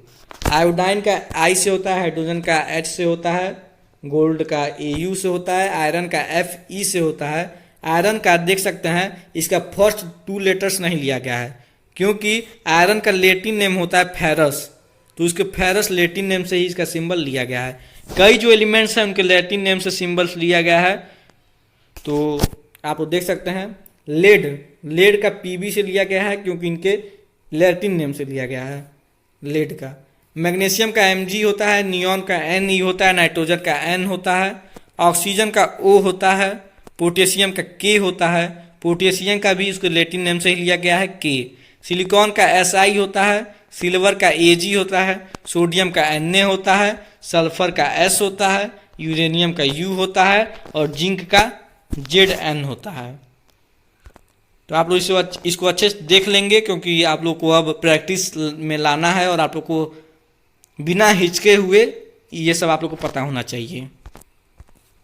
और इसके सेपरेट जो है वीडियो मैं बता रखा हूँ फर्स्ट 30 एलिमेंट्स का और उसके एटॉमिक मास का, और कैसे एटॉमिक मास जो है हम लोग फाइंड आउट कर सकते हैं उसके बारे में भी मैंने उसी वीडियो में बताया है। और भी कई वीडियो बनाई है, उसका जो आगे आप लोग को वर्क पड़ेगा तो उसके बारे में मैं बताऊंगा। चलिए अब आता है atomic mass and atomic mass unit. तो चलिए, जो एटॉमिक मास होता है दोस्तों, वह इलेक्ट्रॉन्स का, न्यूट्रॉन्स का और प्रोटॉन्स का टोटल मास जो होता है उसी को हम क्या कहते हैं, एटॉमिक मास कहते हैं। क्योंकि हम लोगों को पता है एटम जो होता है दोस्तों वह इलेक्ट्रॉन्स, न्यूट्रॉन्स एंड प्रोटॉन्स से मिलके बना होता है। अब आप लोग कहेंगे, आप तो कह रहे थे तभी से एटम्स जो होते हैं वो सबसे छोटे होते हैं, इनसे छोटा तो कोई होता ही नहीं। तो एटम्स, अब आप कह रहे हैं कि एटम जो होते हैं वो इलेक्ट्रॉन्स, न्यूट्रॉन्स, प्रोटॉन्स से मिलके बने होते हैं। तो कोई ना कोई चीज़ें जरूर किसी न किसी चीज़ें से मिलके बनी होती हैं, ये तो बात सही है। समझ में आया? अब आप ही बने हैं तो बहुत ही कुछ तरीके से आपको भगवान ने बनाया है, हम लोग को भगवान ने बनाया है। तो ये जो प्रोटॉन्स, न्यूट्रॉन्स हैं, इलेक्ट्रॉन्स हैं, इनको हम लोग आगे चैप्टर में पढ़ेंगे कि कैसे जॉन डाल्टन का जो थ्योरी था वो अब गलत होता हम लोग को नज़र आ रहा है। तो छोड़िए, इसको आगे हम लोग और पढ़ेंगे अच्छे तरीके से। ये जो है इलेक्ट्रॉन्स, न्यूट्रॉन्स और प्रोटॉन्स, ये चार्ज होते हैं एक तरीके से। चलिए, इसके बारे में ये आप लोग सही सोच रहे हैं कि जो एटम्स होते हैं उनको वह इलेक्ट्रॉन्स और प्रोटॉन्स, न्यूट्रॉन्स से मिलके बने होते हैं। तो उसको आगे हम लोग आगे चैप्टर में आप लोग को मैं बताऊंगा। आगे की बात आगे, पहले इस समय हम लोग देखें क्या होता है। और ये जो ग्रुप ऑफ एटम्स होते हैं उनके मास को हम लोग क्या कहते हैं, एटॉमिक मास। एटम के मास को हम लोग क्या कहते हैं, एटॉमिक मास, सिंपल। और एटॉमिक पार्टिकल्स के ही मास को एटॉमिक मास भी हम लोग कह सकते हैं। मास के किसे कहते हैं, एटॉमिक मास को, एटम के पार्टिकल के मास को ही हम लोग एटॉमिक मास कहते हैं। ये जो होता है इंटरनेशनल यूनियन के द्वारा, जो कि IUPAC है, जिसका फुल फॉर्म होता है international union of pure and applied chemistry. ये जो है इंटरनेशनल यूनियन है, इसी के द्वारा जो है पूरा केमिस्ट्री चलता है। केमिस्ट्री में कोई कुछ शुद्धता करनी हो, अशुद्धता करनी हो, ये जो है international union of pure and applied chemistry एक यूनियन है जिसके द्वारा ही किया जा सकता है। कुछ केमिस्ट्री में ऐड करना हो या कुछ हटाना हो, ये इन्हीं लोग के द्वारा होता है। International union of pure and applied chemistry IUPAC होता है। तो इन्होंने बताया कि एटॉमिक मास का जो यूनिट होगा वह होगा यूनिफाइड एटॉमिक मास यूनिट, जिसको हम लोग AMU से रिप्रेजेंट करते हैं। और ये जो बताया कि जो एटॉमिक मास है उसे हम लोग कैसे डिफाइन कर सकते हैं, 1/12 ऑफ कार्बन, जिसको हम लोग आइसोटोप्स भी कहते हैं। 1/12 मास ऑफ कार्बन 12, ये जो है यही एटॉमिक मास यूनिट का, इसी से हम लोग डिफाइन कर सकते हैं। दोस्तों मैं आप लोग बता दूं एटॉमिक मास यूनिट क्यों बनाया गया, क्योंकि आप लोग पहले से ही जान रहे हैं कि जो एटम होते हैं वो बहुत ही छोटे होते हैं। न तो उन्हें हम लोग ग्राम में, न तो उनका हम लोग ग्राम में वेट को मेजर कर सकते और न ही किलोग्राम में। इसीलिए इनका एक अलग यूनिट बनाया गया जिसका नाम दिया गया एटॉमिक मास यूनिट। और मैं आप लोग बता दूं इसको अगर हम डिफाइन कर सकते हैं तो यह इसी तरीके से कर सकते हैं, जो कि है 1/12 of the mass of the carbon 12। इसको डिफाइन करने का तरीका है, क्योंकि ये जो 1/12 ऑफ मास कार्बन है ये एक बहुत ही ऐसा अजूबा, एक बहुत ही जादूगर, ये जो है 1/12 मास ऑफ कार्बन है। क्योंकि ये इसको हम आइसोटोप्स भी कहते हैं, मास ऑफ कार्बन आइसोटोप्स। क्योंकि ये ऐसा है, क्योंकि अगर हम लोग जब एटॉमिक मास किसी भी एलिमेंट्स और एटम्स का हम लोग जब राइट करते हैं तो ये जो है बहुत ही अच्छा है, क्योंकि इससे ज़्यादा जो है रिलेशन भी नहीं ख़त्म होता है और बहुत ही कम में ही ये जो है ये बनता है। क्योंकि अगर हम लोग किसी एटॉमिक मास को देखें तो ये जो इसको हम लोग लर्न नहीं कर सकते, क्योंकि ये आएगा 1.666784 ऐसे आता है। इसीलिए इसको होल नंबर में लाने के लिए ये जो है 1/12 मास ऑफ कार्बन 12 ये बहुत ही जादूगर निकला, क्योंकि इससे ज़्यादा हम लोगों को डिफरेंस भी नहीं हो रहा था और ज़्यादा और एग्जैक्टली भी नहीं आ रहा था। ये तो ज़्यादा उससे डिफरेंस नहीं हो रहा था, उसके एटॉमिक मास से, रियल एटॉमिक मास से ज़्यादा ये डिफरेंस नहीं हो रहा था। इसीलिए 1/12 मास ऑफ कार्बन 12 से इसको क्या किया गया, डिफाइन किया गया, जिसको अगर हम लोग मल्टीप्लाई कर दें तो जो इसका हर एक एलिमेंट्स का या हर एक एटम्स का जो एटॉमिक मास है वह होल नंबर में आ गया, जिससे चलते हम लोग को आसानी हो गई उसके एटॉमिक मास को लर्न करने के लिए। जैसे कि आप लोग एग्जाम्पल देख सकते हैं, हाइड्रोजन का 1U, कार्बन का 12U, नाइट्रोजन का 14U, ऑक्सीजन का 16U, सोडियम का 23U, मैग्नीशियम का 24 एटॉमिक मास यूनिट, सल्फर का 32U। ऐसे ही हम लोग ये जो है एटॉमिक मास यूनिट को रिप्रेजेंट करने का तरीका है। क्लोराइन का 35.5U, कैल्शियम का 40U। इसे आप लोग देख सकते हैं जितने भी एटॉमिक मास हैं वो होल नंबर में क्या है आ चुके हैं। इससे हम लोग को आसानी हो गई कि हम लोग एटॉमिक मास को लर्न कर सकते हैं। इस तरह अगर हम लोग इसको 1/12 मास ऑफ कार्बन से नहीं किए रहते तो ये कैसे आता है, ऐसे आता है। 1 हाइड्रोजन का कैसे आता है, ऐसे आता है 1.5467 ऐसे, मतलब बहुत ही ज़्यादा नंबर आता है, 0.65790 ऐसे ही आता हाइड्रोजन का। ऐसे हम लोग ना लर्न कर पाते, बस भगवती भागते, लर्न तो कभी होता नहीं, मंत्र पढ़ते ऐसे। इसीलिए ये जो है बहुत ही अच्छा 1/12 मास ऑफ कार्बन बहुत ही एक अच्छा हम लोग के लिए रामबाण निकला, जिससे हम लोग को लर्न करने में आसानी हो गया एटॉमिक मास। चलिए नेक्स्ट चलते हैं। नेक्स्ट है एटम्स जो होते हैं वो इंडिपेंडेंटली, मतलब अकेले वह एग्जिस्ट कर सकते हैं, रह सकते हैं, ठहर सकते हैं। बताइए आप, तो जो एटम्स होते हैं दोस्तों वह अकेले जो है एग्जिस्ट नहीं कर सकते, सरवाइव नहीं कर सकते, क्योंकि तो वह एग्जिस्ट होने के लिए वह एक दूसरे से एटम से मिलते हैं और वह बनाते हैं मॉलिक्यूल्स या आयंस। मॉलिक्यूल्स को ही हम लोग क्या कहते हैं, आयंस कहते हैं। समझ में आया दोस्तों? तो जो एटम्स हैं वह इंडिपेंडेंटली एग्जिस्ट नहीं कर सकते, ये बहुत ही इम्पॉर्टेंट है, तो आप लोग अपने दिमाग में इसे बैठा लेंगे। तो इस वो एटम क्या करते हैं, इंडिपेंडेंटली एग्जिस्ट होने के लिए कई एटम से अपने दोस्ती करते हैं, उनसे मिलते हैं और बनाते हैं मॉलिक्यूल्स, जिसे हम लोग कहते हैं आयंस भी। चलिए अब मॉलिक्यूल्स क्या होता है दोस्तों, मॉलिक्यूल क्या होते हैं? ये molecule is a collection of various atoms, atoms के वेरियस एटम्स के कलेक्शन को ही हम लोग क्या कहते हैं, मॉलिक्यूल्स होते हैं। क्योंकि हम लोग ने पहले ही समझा कि जो एटम्स होते हैं वह एटम्स जब एटम्स मिलकर क्या बनाते हैं, मॉलिक्यूल्स बनाते हैं। वह केमिकली क्या होते हैं, कंबाइन होते हैं और बनाते हैं मॉलिक्यूल। तो ये जो एटम्स होते हैं वो एक फोर्स से, वह एक फोर्स ऑफ अट्रैक्शन से क्या होते हैं, अट्रैक्ट हुए रहते हैं, बॉन्ड हुए रहते हैं, एक दूसरे से मिले रहते हैं, एक दूसरे से जुटे रहते हैं।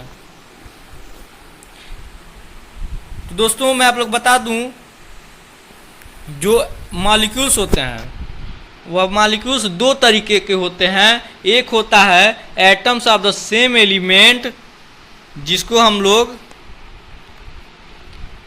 आप लोग को मैं बता दूं, जो मॉलिक्यूल्स होते हैं वो दो तरीके होते हैं, क्योंकि मॉलिक्यूल्स ऑफ एलिमेंट और एक होता है ये, हाँ, एक मॉलिक्यूल्स ऑफ एलिमेंट्स होता है और एक होता है मॉलिक्यूल्स ऑफ कंपाउंड। मॉलिक्यूल्स जो होते हैं वो दो तरह के होते हैं। समझ में आया? जो सेम एलिमेंट से मिलके बने होते हैं, और मॉलिक्यूल्स जो होते हैं दोस्तों, मैं आप लोग को अच्छे तरीके से समझाने की कोशिश कर रहा हूँ, लेकिन मैं समझा नहीं पा रहा हूँ, तो इसके लिए आप लोग मुझे क्षमा करेंगे, क्योंकि मेरा भी एक्सपीरियंस नहीं है उतना। आपके भाई के समान हूँ, आप लोग सपोर्ट करें मुझे, यही बस काफ़ी है। हर एक कंटेंट आप लोग को फ्री में मिल रहा है, हर एक पीडीएफ आप लोग को फ्री में मिल रहा है, और मैं जम के आप लोग के साथ खड़ा हूँ। और अब हम लोग मिल के तैयारी करेंगे, अपने माँ बाप का नाम रोशन करेंगे, देश का नाम रोशन करेंगे और आगे बढ़ेंगे। तो जो एटम्स होते हैं दोस्तों, एटम्स जो होते हैं वो सेम एलिमेंट्स के भी होते हैं और डिफरेंट एलिमेंट्स के भी होते हैं। समझ में आया? वह बाइंड होते हैं तो बनाते हैं क्या, मॉलिक्यूल्स। चलिए, तो एक molecule is the smallest particle of substance. Molecule जो होता है वो सबसे छोटा पार्टिकल होता है सब्सटेंस का, जो कि इंडिपेंडेंटली क्या कर जाए, एग्जिस्ट कर जाए। क्योंकि एटम्स ही क्या करते हैं, इसीलिए ना मॉलिक्यूल्स बनाते हैं, क्योंकि वह इंडिपेंडेंटली एग्जिस्ट हो जाएं, और वह सब प्रॉपर्टी उसी सब्सटेंस का क्या करते हैं, शो करते हैं। तो एटम जो होते हैं वो सेम एलिमेंट्स के भी होते हैं, डिफरेंट एलिमेंट्स के भी होते हैं। तो मॉलिक्यूल्स जो होते हैं वो दो तरीके के होते हैं, molecules of elements and molecules of compound. जो मॉलिक्यूल्स ऑफ एलिमेंट्स होते हैं वह, अगर मॉलिक्यूल्स ऑफ एलिमेंट्स क्या होते हैं, अगर एक ही टाइप के एटम्स, मतलब सिमिलर टाइप के एटम्स मिलकर मॉलिक्यूल्स बनाते हैं तो उन्हें कहते हैं मॉलिक्यूल्स ऑफ एन एलिमेंट। समझ में आया? एग्जाम्पल आप लोग देख लेंगे, हीलियम, हाइड्रोजन, ऑक्सीजन, ये सब क्या है, मॉलिक्यूल्स ऑफ एलिमेंट है, क्योंकि ये जो हैं सिमिलर टाइप के एटम से मिलकर ही क्या बनाए हैं, एलिमेंट्स बनाए हैं। तो उसे हम लोग क्या कहेंगे, मॉलिक्यूल्स ऑफ एलिमेंट्स कहेंगे। अगर एटम्स जो हैं वो सेम टाइप्स के, सिमिलर टाइप्स के एटम्स अगर मिलकर मॉलिक्यूल्स बनाते हैं तो उन्हें हम लोग मॉलिक्यूल्स ऑफ एलिमेंट्स कहेंगे। अब एटॉमिसिटी क्या होता है दोस्तों, जितने एटम एलिमेंट्स के पास होते हैं, जितने एटम से वह एलिमेंट मिल के बना होता है, मान लीजिए हाइड्रोजन है, हाइड्रोजन कितने एटम से मिलकर बना हुआ है, 1 एटम से मिलकर बना हुआ है, तो उसका जो एटॉमिसिटी होगा वो कितना होगा, 1 होगा। अब ऑक्सीजन है, ऑक्सीजन कितने एटम से मिलकर बना हुआ है? ऑक्सीजन का क्या होता है? O2 होता है ना, तो 2 एटम से मिलकर बना हुआ है, तो उसका जो एटॉमिसिटी होगा वो कितना होगा? 2 होगा। तो उसी को क्या कहते हैं हम लोग? एटॉमिसिटी कहते हैं। एटॉमिसिटी हम लोग क्या बताता है कि जो एलिमेंट्स है वो कितना एटम से मिलके बना है, वही क्या होता है? एटॉमिसिटी होता है। एग्जाम्पल हो गया हीलियम। हीलियम क्या है? मोनो एटॉमिक है। मोनो एटॉमिक मतलब वह एक एटम से मिलके बना हुआ है। ऑक्सीजन क्या है? ऑक्सीजन 2 एटम से मिलके बना हुआ है, तो उसे हम लोग क्या कहेंगे? डाई एटॉमिक है। एटॉमिसिटी कई टाइप के होते हैं, चलिए उसे समझते हैं। पहला होता है मोनो एटॉमिक, दूसरा होता है डाई एटॉमिक, तीसरा होता है ट्राई एटॉमिक, चौथा होता है टेट्रा एटॉमिक, पांचवा होता है पॉली एटॉमिक। जो मोनो एटॉमिक होता है सबसे पहले उसे समझते हैं। जब कोई एलिमेंट्स एक एटम से मिलकर बना होता है तो उसे कहते हैं मोनो एटॉमिक। डाई एटॉमिक, जब एलिमेंट्स जो होते हैं वो 2 एटम से मिलकर बने होते हैं तो वह क्या होंगे? डाई एटॉमिक होंगे। एग्जाम्पल हम लोग देख सकते हैं डाई एटॉमिक का, आल गैस है। जितने भी गैस हैं दोस्तों, नाइट्रोजन, ऑक्सीजन, कार्बन, जितने भी गैस हैं वह क्या हैं? वह डाई एटॉमिक है। मोनो एटॉमिक क्योंकि वह कितने एटम से मिलकर बने हुए हैं? 2 एटम से मिलकर बने हुए हैं। और मोनो एटॉमिक जितने भी मेटल्स हैं वो क्या हैं? मोनो एटॉमिक हैं, क्योंकि जो मोनो एटॉमिक होते हैं वह एक एटम से मिलकर बने होते हैं। तो इसे आप लोग ध्यान में रखेंगे। ऑल मेटल्स आर क्या? Monoatomic. All gases are diatomic. ठीक। अब ट्राइटॉमिक क्या होता है? अगर कोई एलिमेंट 3 एटम से मिलकर बना होता है तो उसे हम लोग कहते हैं ट्राई एटॉमिक। अगर कोई एलिमेंट्स 4 एटम से मिलकर बना होता है तो उसे हम लोग कहते हैं टेट्रा एटॉमिक। अगर कोई एलिमेंट्स 2 एटम से ज़्यादा, समझ में आया? अगर कोई एलिमेंट्स 2 एटम से ज़्यादा से मिलकर बना होता है तो उसे हम लोग कहते हैं पॉली एटॉमिक। अगर 2 या 2 से ज़्यादा एटम से मिलकर कोई एलिमेंट्स बना है तो उसे हम लोग क्या कहेंगे? Poly atomic. चलिए, अब कुछ एटॉमिसिटी दिए हैं कुछ एलिमेंट्स के। एर्गन क्या है? मोनो एटॉमिक है, इसका फार्मूला होता है AR। हीलियम क्या है? मोनो एटॉमिक है, उसका होता है HE फार्मूला। ऑक्सीजन क्या है? डाइटॉमिक है, क्योंकि हम लोग जानते हैं जितने भी गैसेस होते हैं वो क्या होते हैं? डाइटॉमिक होते हैं, क्योंकि ये कितने एटम से मिलके बने होते हैं? 2 एटम से मिलके बने होते हैं। यहाँ पे आप लोग ऑक्सीजन का देख सकते हैं, ऑक्सीजन कितने से मिलके बना है? तो 2 एटम से मिलके बना है, O2। हाइड्रोजन, हाइड्रोजन भी क्या है? डाइटॉमिक है, क्योंकि इसका फार्मूला क्या है? H2 है। मतलब हाइड्रोजन कितने एटम से मिलके बना हुआ है? 2 एटम से मिलके बना हुआ है। नाइट्रोजन क्या है? डाइटॉमिक है, क्योंकि नाइट्रोजन भी क्या है? गैस है, और हम लोग क्या जानते हैं? जितने भी गैस हैं वो डाइटॉमिक हैं, मतलब 2 एटम से मिलके बने हुए होते हैं। क्लोराइन क्या है? डाइटॉमिक है। फास्फोरस क्या है? टेट्रा एटॉमिक है। सल्फर क्या है? पॉली एटॉमिक है, क्योंकि अगर 4 तक तो हम लोग कह सकते हैं, 4 तक तो हम लोग कह सकते हैं फास्फोरस 4 एटम से मिलकर बना होता है तो उसे हम लोग तो कह सकते हैं टेट्रा एटॉमिक। लेकिन अगर 4 से ज़्यादा हो तो उसे हम लोग क्या कहेंगे? पॉली एटॉमिक कहेंगे। सल्फर कितने एटम से मिलकर बना हुआ है दोस्तों? तो 8 एटम से मिलकर बना हुआ है, तो उसे हम लोग क्या कहेंगे? पॉली एटॉमिक कहेंगे। मैंने आपको पहले ही बताया था जो एलिमेंट्स होते हैं वह कई टाइप के एटम से मिलकर बने होते हैं। तो सल्फर 8 एटम से मिलकर बना हुआ है तो उसे हम लोग पॉली एटॉमिक कहेंगे। फास्फोरस 4 एटम से मिलकर बना हुआ है तो उसे हम लोग टेट्रा एटॉमिक कहेंगे। चलिए आगे बढ़ते हैं। अब कंपाउंड्स के मॉलिक्यूल्स क्या होते हैं इसे हम लोग समझते हैं। अगर डिफरेंट टाइप के एटम से मिलकर कोई मॉलिक्यूल्स बना है तो उसे हम लोग मॉलिक्यूल्स ऑफ कंपाउंड्स कहेंगे या उसे हम लोग कंपाउंड कहेंगे। लेकिन वो जो डिफरेंट टाइप के एटम्स होंगे वह कंबाइन अगर होंगे तो वह फिक्स रेशियो में या फिक्स प्रोपोर्शन में होना चाहिए। जैसे कि एग्जांपल हम लोग ने पहले भी देखा था वाटर का। वाटर जो है ऑक्सीजन के 2 एटम से और हाइड्रोजन के 1 एटम से मिलके बना है, तो उनका रेशियो जो है 1:8 है।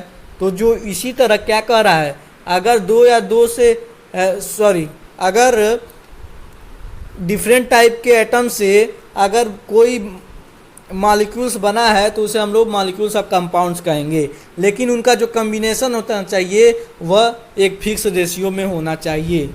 वाटर का डिफिनीशन हम लोग ने, वाटर का एग्जांपल हम लोग ने देखा ही।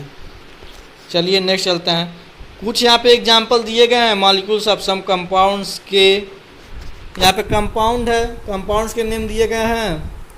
1 मिनट, यहाँ पे कंपाउंड्स के नेम दिए गए हैं। 1 मिनट, यहाँ पे कंपाउंड्स के नेम दिए गए हैं और यहाँ पे कंबाइनिंग एलिमेंट्स के नेम दिए गए हैं, कितने एलिमेंट्स से किससे से मिल के बना हुआ है।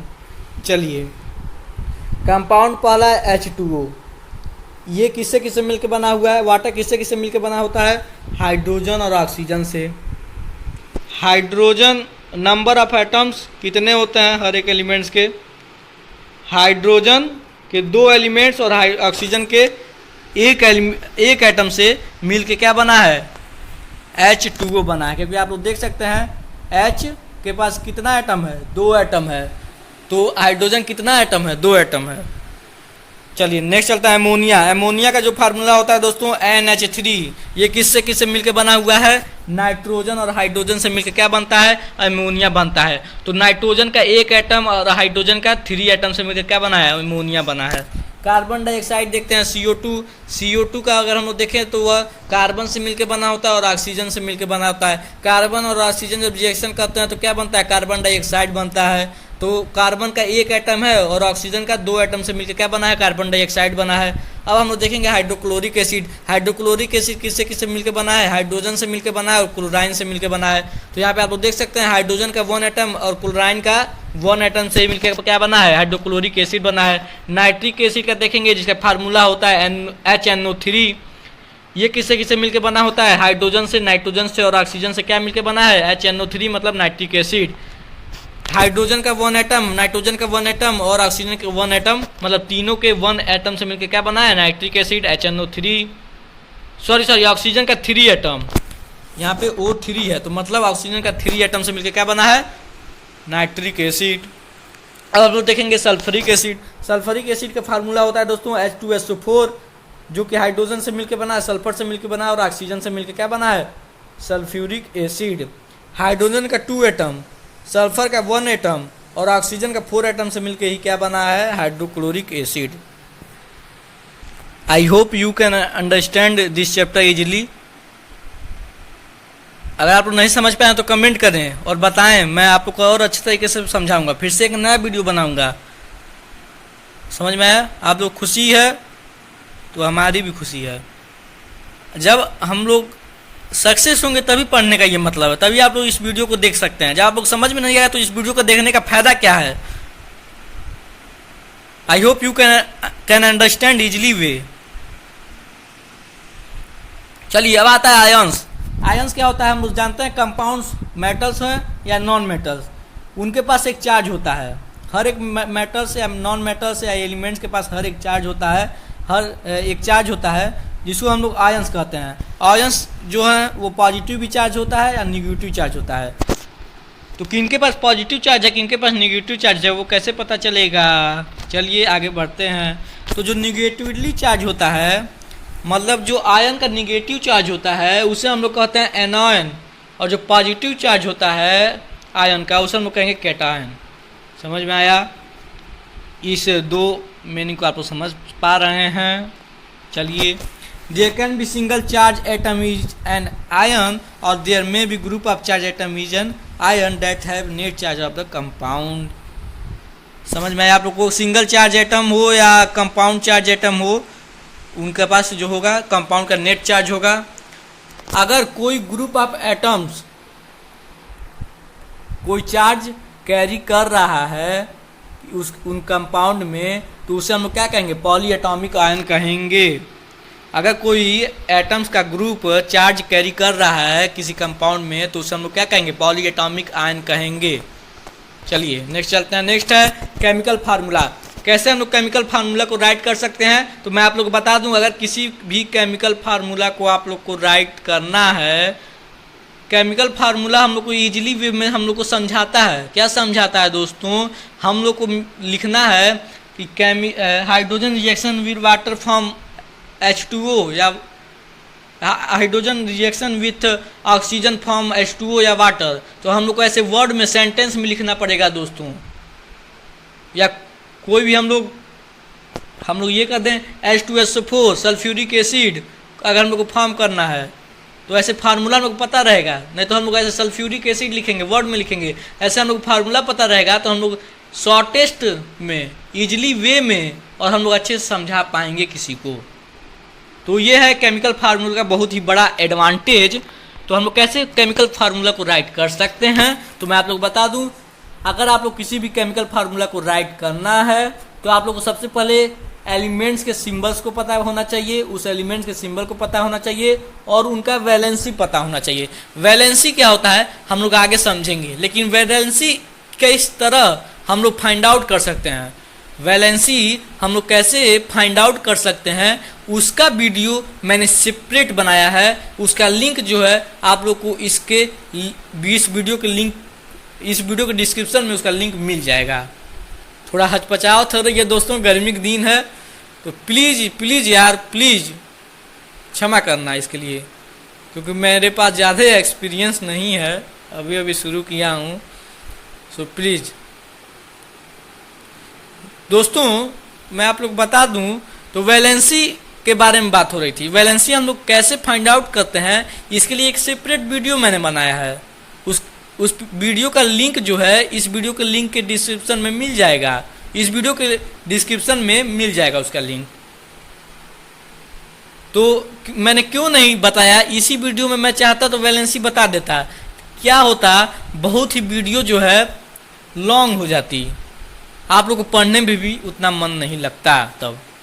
और वैलेंसी इस चैप्टर में आप लोग का नहीं दिया है, मैं अलग से आप लोग को मैं बताया हूँ, इसलिए इस चैप्टर में आप लोग को वैलेंसी नहीं बताया है, इसलिए मैं अलग सेपरेट वीडियो बनाया हूँ। तो वैलेंसी क्या होता है इस वीडियो में समझेंगे, लेकिन वैलेंसी कैसे हम लोग फाइंड आउट कर सकते हैं इस वीडियो में हम लोग नहीं समझेंगे। उस वीडियो का लिंक इस वीडियो के डिस्क्रिप्शन में दे दिया गया है, वहाँ से आप लोग जाकर देख सकते हैं। अगर आप लोग पहले से पता है वैलेंसी कैसे फाइंड आउट किया जाता है तो आप लोग को बहुत बहुत धन्यवाद, आप लोग का स्वागत है। चलिए समझते हैं। एटम के स्ट्रक्चर का बात किया जाए तो हम लोग को पता है एटम जो होते हैं वो 3 पार्टिकल से मिलके बने होते हैं। एक होता है इलेक्ट्रॉन, एक होता है प्रोटॉन, एक होता है न्यूट्रॉन। तो एटम के सेंटर को हम लोग कहते हैं न्यूक्लियस। एटम का जो सेंटर लोकेशन होता है उसे हम लोग कहते हैं न्यूक्लियस। जो न्यूक्लियस होता है दोस्तों वह होल मास एटम का न्यूक्लियस पर ही आधारित होता है, मतलब जितना होल मास है एटम का वो न्यूक्लियस का ही होता है। इलेक्ट्रॉन्स जो होता है एटम में वो सेल्स ऑर्बिटल्स भी उसे कहते हैं। इलेक्ट्रॉन्स जो होता है एटम में वह एक सेल्स और ऑर्बिटल्स के फॉर्म में अरेंज होता है। यहाँ पे आप लोग देख सकते हैं ये क्या है, ऑर्बिटल्स या सेल्स है। सेल्स कह सकते हैं, ऑर्बिटल्स कह सकते हैं। ये जो सफ़ेद सफ़ेद लाइनिंग है ये क्या है, सेल्स है या ऑर्बिटल्स भी हम लोग कह सकते हैं। समझ में आया आप लोगों को? ये कार्बन का ये एटम है, ये कार्बन का एटम है, यहाँ पे आप लोग देख सकते हैं। चलिए अब वैलेंसी क्या होता है। Valency electrons are those electrons which are present in the outermost orbit of the atom। Valency electrons उस इलेक्ट्रॉन्स को कहेंगे जो कि आउटर मोस्ट सेल्स में या ऑर्बिटल्स में जो प्रेजेंट होता है। तो आउटर मोस्ट इसमें कौन सेल्स है, तो ये जो आउटर मोस्ट ये सेल्स है, इसमें जो इलेक्ट्रॉन्स प्रेजेंट होते हैं उसे हम लोग कहते हैं वैलेंस इलेक्ट्रॉन्स। वैलेंसी का डिफिनीशन है दोस्तों, the capacity of an atom to lose और gain share valence electrons in order to complete its octet determines the valency of the atom. The capacity of atom, उस atom का capacity वह जो है valence electrons जो है share कर रहा है या गेन कर रहा है, उसको वह कैसे पता चलता है, वैलेंसी से ही पता चलता है हम लोगों को। The capacity of an atom to loss or gain or share valence electrons in order to complete its octet determines the valence of the atom। चलिए नेक्स्ट चलते हैं। हम लोग को उसका कैपेसिटी पता चलता है कि जो एटम है वो लॉस इलेक्ट्रॉन्स को लॉस कर रहा है, गेन कर रहा है या शेयर कर रहा है। ये वैलेंसी से ही हम लोग को पता चलता है। अदर वर्ड में हम लोग कह सकते हैं वैलेंसी जो है वो हम लोग को ये बताता है कि कैसे जो एटम है वह किसी एलिमेंट से कैसे मिक्स हुआ है, वह कैसे एलिमेंट के साथ मिक्स हुआ है। एग्जाम्पल है the hydrogen ion is present as H plus. जो हाइड्रोजन का आयन होता है वो उसको हम लोग कैसे रिप्रेजेंट करते हैं, H प्लस से करते हैं। तो इससे हम लोग को ये पता चलता है जो हाइड्रोजन का वैलेंसी है 1 है, क्योंकि कुछ 1 रहेगा तो 1 राइट नहीं करेगा। The oxygen ion is presented as O2 minus. इससे हम लोग को ये पता चलता है जो ऑक्सीजन का वैलेंसी है वो 2 है। समझ में आया? माइनस या प्लस का जो साइन है वो आप लोग का जो है वो मैटर नहीं करता। समझ में आया? ये कोई मैटर नहीं करता। अगर 1 किसी एलिमेंट्स का वैलेंसी है तो वह 1 डिनोट नहीं करेगा, 1 नोट नहीं करेगा। समझ में आया? अगर कुछ नहीं लिखा है तो समझिए 1 ही है उसका वैलेंसी। अगर 2 लिखा है तो उसका वैलेंसी क्या है, 2 है। ऑक्सीजन को हम लोग कैसे रिप्रेजेंट करते हैं, O2 करते हैं ना, तो मतलब ऑक्सीजन का वैलेंसी कितना है, 2 है। समझ में आया आप लोगों को? और उसका जो आयन है ऑक्सीजन का माइनस में होता है। प्लस या माइनस का साइन कोई भी मैटर नहीं करता है, तो प्लस साइन। तो वैलेंसी कैसे हम लोग फाइंड आउट कर सकते हैं किसी भी एलिमेंट्स का, हाइड्रोजन, हीलियम, लिथियम, कोई भी एलिमेंट्स हो, तो उसका वीडियो मैं बना चुका हूँ। उसका लिंक आप लोग को मैं पहले ही बता दिया, मिल जाएगा आप लोग को इस वीडियो के डिस्क्रिप्शन में, तो वहाँ से आप लोग जाकर देख सकते हैं। चलिए अब हाइड्रोजन कुछ वैलेंसी मैंने इसमें भी बता रखा है, चार्ट दे दिया हूँ। अगर आप लोग को रटना अच्छा लगता है रट सकते हैं, इस वीडियो में आप लोग अपना काम चला सकते हैं, या आप लोग उस वीडियो को देख कर आए तभी इसको पढ़ें, तभी आपको और मज़ा आएगा, मज़ा आ जाएगा एकदम फुल मज़ा। तो यहाँ पे एलिमेंट्स के नेम दिए गए हैं। हाइड्रोजन का सिंबल होता है H, हीलियम का He होता है, हाइड्रोजन का वैलेंसी जो होता है 1 होता है और हाइड्रोजन का आयन प्लस होता है। हीलियम का सिंबल He होता है, उसका वैलेंसी 0 होता है और उसका आयन जो होता है वो माइनस होता है। ये जो है ये क्या कर रहे हैं, इलेक्ट्रॉन्स को शेयर कर रहे हैं। ऑक्सीजन का O होता है और इसका वैलेंसी 2 होता है। सोडियम का Na होता है सिंबल और इसका वैलेंसी होता है 1 और इसका जो आयन होता है वो प्लस होता है। तो इसे आप लोग पढ़ लेंगे, इसे आप लोग देख लें अच्छे तरीके से। चलिए वीडियो में आगे बढ़ते हैं। तो कैसे हम लोग किसी फार्मूला को राइट कर सकते हैं, किसी कंपाउंड के फार्मूला को कैसे राइट कर सकते हैं। ये तो था एलिमेंट्स या किसी कंपाउंड के फार्मूला का वैलेंसी था। इसमें हम लोग कैसे किसी फार्मूला किसी कंपाउंड के फार्मूला को राइट कर सकते हैं। सबसे पहले हम लोग क्या करेंगे, जो भी एलिमेंट्स दिया रहेगा उसका सिंबल राइट करेंगे। उसके बाद उस एलिमेंट्स को क्रॉस मल्टीप्लाई कर देंगे। अगर किसी एलिमेंट्स का वैलेंसी 2 है तो वह क्या हो जाएगा, दूसरे वाले एलिमेंट्स में चला जाएगा, और उस वाले एलिमेंट्स का वैलेंसी 1 है तो ये इस वाले जो पहले वाले एलिमेंट्स के में आ जाएगा, क्योंकि हम लोग क्रॉस मल्टीप्लिकेशन करते हैं, क्रॉस ओवर करेंगे वैलेंसीज का। चलिए एग्जाम्पल देखेंगे तभी आप लोग को समझ में आएगा। कुछ एग्जाम्पल यहाँ पे दिए गए हैं केमिकल फार्मूला का। तो यहाँ पे हम लोग को सोडियम ऑक्साइड का फार्मूला राइट करना है। सोडियम ऑक्साइड क्या है, कंपाउंड है, और इसका फार्मूला हम लोग को राइट करना है। और सिंबल सबसे पहले हम लोग को पता होना चाहिए। सोडियम का सिंबल क्या होगा, Na होता है, और ऑक्साइड का O होता है। ऑक्साइड का 1 होता है, +1 होता है, समझ में आया वैलेंसी, और सोडियम का -2 होता है। तो मैंने आप लोग पहले ही कहा था प्लस माइनस साइन कोई मैटर नहीं करता। तो अब हम लोग क्या करेंगे, क्रॉस मल्टीप्लिकेशन करेंगे। यहाँ पे ऑक्साइड का क्या है, -2 है वैलेंसी, और सोडियम का +1 है वैलेंसी। तो हम लोग क्रॉस मल्टीप्लिकेशन करेंगे। O का जब +1 में होगा तो वह 1 हो जाएगा। सोडियम का 2 से होगा तो सोडियम क्या हो जाएगा, 2 हो जाएगा। तो Na2O मतलब सोडियम ऑक्साइड का फार्मूला ये हो गया। अब हम लोग सोडियम ऑक्साइड के फार्मूला को फिर से देखेंगे। समझ में आया, ये दूसरा सोडियम ऑक्साइड है, ये दूसरा सोडियम ऑक्साइड है। तो Na होता है सोडियम का सिंबल और ऑक्साइड का S होता है या O होता है, कह सकते हैं हम लोग। तो सोडियम का +1 होता है वैलेंसी और ऑक्साइड का -2 वैलेंसी होता है। तो क्रॉस मल्टीप्लिकेशन होगा तो सोडियम का जो होगा वो सोडियम 2 से मल्टीप्लाई करेगा तो सोडियम का 2 हो जाएगा और ऑक्साइड का 1 हो जाएगा। तो Na2S इसका फार्मूला हो गया। अब देखेंगे फार्मूला ऑफ एल्यूमिनियम क्लोराइड का। एल्यूमिनियम का जो सिंबल होता है दोस्तों वो होता है Al और क्लोराइड का Cl। एल्यूमिनियम का वैलेंसी होता है +3 और क्लोराइड का होता है -1। तो अब क्रॉस मल्टीप्लिकेशन होगा, क्लोराइड +3 से मल्टीप्लाई होगा तो Cl3 हो जाएगा और एल्यूमिनियम 1 से मल्टीप्लाई होगा तो 1 हम लोग डिनोट नहीं करते, मैंने पहले ही बताया था, तो Al हो जाएगा। Al से 1 मल्टीप्लाई करेगा तो Al ही होगा। तो AlCl3 एल्यूमिनियम क्लोराइड का फार्मूला है।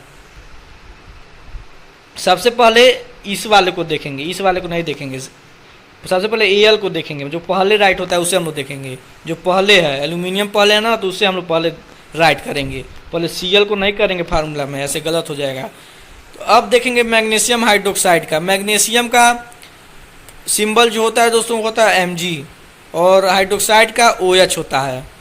Mg का जो सिंबल Mg का वैलेंसी जो होता है वो होता है +2 और हाइड्रोक्साइड का +1। अब होगा क्रॉस मल्टीप्लिकेशन, मैग्नीशियम 1 से मल्टीप्लाई होगा तो Mg हो जाएगा और OH हाइड्रोक्साइड 2 से मल्टीप्लाई होगा तो OH होल ट्वाइस होगा। यहाँ पे होल ट्वाइस क्यों किया है, ब्रैकेट में क्यों किया गया है, तो मैं आप लोग बता दूं, ये क्या है, दोनों कैपिटल लेटर में है। हम लोग ने क्या देखा था कि किसी भी एलिमेंट का सिंबल अगर हम लोग को राइट करना है तो एक अपर केस में होता है, जो पहला लेटर होता है वह अपर केस में होता है, मतलब वह कैपिटल लेटर में होता है, और जो सेकंड लेटर होता है वो लोअर केस में होता है, मतलब स्मॉल लेटर में होता है। यहाँ पे आप लोग देखते होंगे कि OH जो है वो दोनों कैपिटल लेटर में है। तो मतलब O यहाँ पे क्या है, ऑक्सीजन है, और H क्या है, हाइड्रोजन है। तो दोनों कैपिटल लेटर में है तो दोनों का क्या होगा, होल ट्वाइस हो जाएगा, क्योंकि ये दोनों से मल्टीप्लाई हो रहा है ना।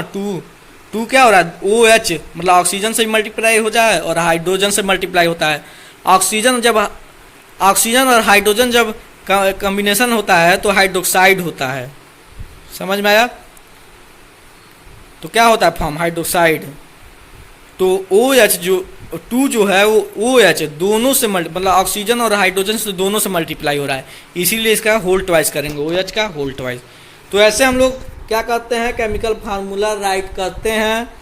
अगर आप इसका प्रैक्टिस करेंगे तब और अच्छे से समझ में आएगा, और आप लोग प्रैक्टिस इसका करें, गूगल से क्वेश्चन निकालें, अपने अपने कोई आप लोग के पास बुक है, सोर्स है, तो उससे आप लोग निकालें, ऐसे क्वेश्चन को सॉल्व करें, क्योंकि प्रैक्टिस बहुत ही इंपॉर्टेंट है दोस्तों। तो ऐसे ही क्या किया जाता है, केमिकल फार्मूला राइट किया जाता है। अब आता है मॉलिक्यूलर मास और मोल कॉन्सेप्ट। ये बहुत ही इंपॉर्टेंट है, मॉलिक्यूलर मास क्या होता है और मोल कॉन्सेप्ट क्या होता है। सबसे पहले हम लोग मॉलिक्यूलर मास को समझते हैं। तो एटॉमिक मॉलिक्यूल्स के सभी एटॉमिक का मास से क्या कहलाता है, मॉलिक्यूलर मास कहलाता है।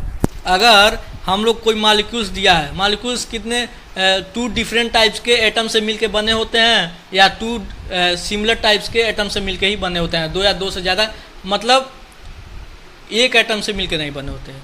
समझ में आया आप लोग को। 2 या 2 से ज़्यादा अगर सिमिलर टाइप के एटम से मिलके बना हुआ है मॉलिक्यूल्स, या डिफरेंट टाइप के एलिमेंट से, डिफरेंट टाइप्स के एटम से भी मिलके बने होते हैं मॉलिक्यूल, हम लोगों ने पढ़ा था। तो अगर उन सब का अगर हम लोग एटॉमिक मास का हर एक एटम के मास का अगर हम लोग ऐड करें तो क्या हम लोग का आता है, मॉलिक्यूल आता है। मॉलिक्यूलर मास जो होता है वो भी एटॉमिक मास यूनिट से ही क्या होता है, रिप्रेजेंट किया जाता है। एग्जाम्पल यहाँ पे दिया गया है मॉलिक्यूलर HNO3। HNO3 मतलब क्या होता है HNO3 का, HNO3 किसका फार्मूला है बताइए, बताइए किसका फार्मूला है। तो HNO3 क्या होता है दोस्तों? सोडियम हाइड्रोक्साइड होता है इसका। सोडियम हाइड्रोक्साइड का फार्मूला क्या है? HNO3 है। तो इसका हम लोग को क्या बताना है? मॉलिक्यूलर मास बताना है, क्योंकि ये क्या है? मॉलिक्यूल्स है, कंपाउंड है। कंपाउंड्स का हम लोग क्या बनाएंगे? मॉलिक्यूलर मास बताना है हम लोग को, इसका मॉलिक्यूलर मास क्या होता है। तो सबसे पहले मॉलिक्यूलर मास को हम लोग मोलर मास भी कहते हैं। तो सबसे पहले हम लोग क्या करेंगे? इन सब को सेपरेट करेंगे। सेपरेट का मतलब इसमें कितने एलिमेंट्स हैं। तो H है, एक हो गया, हाइड्रोजन है, सोडियम है N, और क्या है? ऑक्सीजन है। जो 3 इसमें क्या है? एलिमेंट्स हैं। 3 एलिमेंट्स से मिलके क्या बना है? सोडियम हाइड्रोक्साइड बना है, सॉरी। ठीक, तो H का मतलब हाइड्रोजन का एटॉमिक मास कितना होता है? 1 होता है। एटॉमिक मास सोडियम का कितना होता है? 14 होता है। ऑक्सीजन का 16 होता है। तो अब इनको हम लोग क्या करेंगे? ऐड करेंगे। 1 + 14 + 16। लेकिन ऑक्सीजन का कितना एटम है यहाँ पे? तो ऑक्सीजन का 3 एटम है। यहाँ पे आप लोग देख सकते हैं 3 O3 है ना। तो एक एटम के मास, ऑक्सीजन के एक एटम का मास कितना होता है? 16 यूनिट होता है। 16 एटॉमिक मास यूनिट होता है। तो 3 यहाँ पे है O3, तो क्या करेंगे? 16 से मल्टीप्लाई करेंगे। यहाँ पे आप लोग देख सकते होंगे 16 से यहाँ पे क्या हुआ है? मल्टीप्लाई हुआ है। यहाँ पे धक गया है, सॉरी इसके लिए। तो 1 हाइड्रोजन का ऐड करेंगे, सोडियम का 14 ऐड करेंगे, और O3 का क्या होगा? 16 × 3 करेंगे तो कितना आएगा?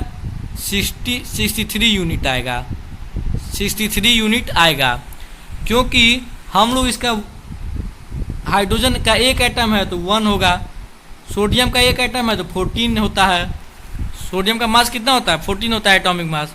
और O3 का एटॉमिक मास, O का एटॉमिक मास 16 होता है। लेकिन O कितना है? यहाँ पे 3 है।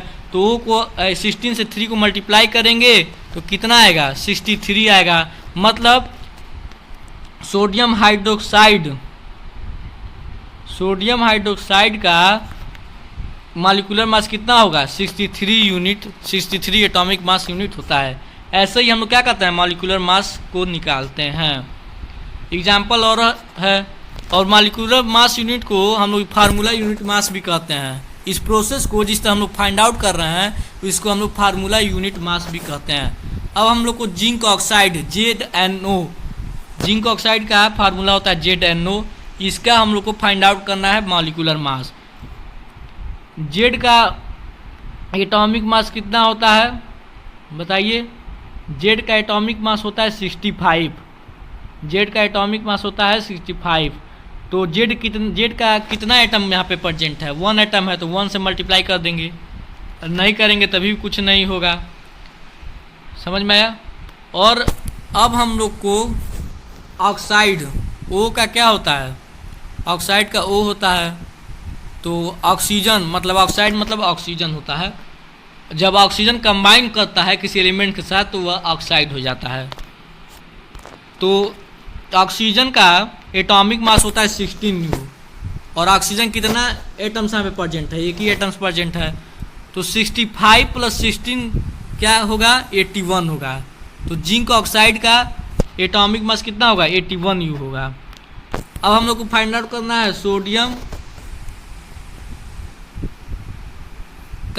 सोडियम और ऑक्सीजन का। ठीक, तो चलिए इसे फाइंड आउट करते हैं। सोडियम, यहाँ पे सोडियम कितना एटम यहाँ पे प्रेजेंट है? 2 एटम प्रेजेंट है। सबसे पहले सोडियम का एटॉमिक मास कितना होता है? 23 होता है। तो 23 को 2 से मल्टीप्लाई कर देंगे, प्लस करेंगे, और उसके बाद क्या करेंगे? ऑक्सीजन का एटॉमिक मास कितना होता है? 16U होता है। ठीक, 16U होता है ना। तो 16U को ऐड करेंगे तो कितना आएगा? 62 यूनिट। मतलब Na2O का एटॉमिक मास कितना है? 16, मॉलिक्यूलर मास कितना है? 62 यूनिट है। अब हम लोग K2CO3 का निकालना है, पोटेशियम कार्बोनेट का। तो K यहाँ पे K का कितना एटम्स है? 2 एटम्स है। एटॉमिक मास कितना होता है पोटेशियम का 39 होता है। 39 को 2 से मल्टीप्लाई करेंगे और CO3 सबसे पहले C कितना है, C का एटॉमिक मास कितना होता है 12 होता है। तो C का कितना एटम है, यहाँ पे 1 एटम है, तो 1 से मल्टीप्लाई कर देंगे, फिर से ऐड करेंगे O3 को। O का एटॉमिक मास कितना होता है 16 होता है, और यहाँ पे O का कितना एटम प्रेजेंट है 3 है, तो 3 से मल्टीप्लाई करेंगे।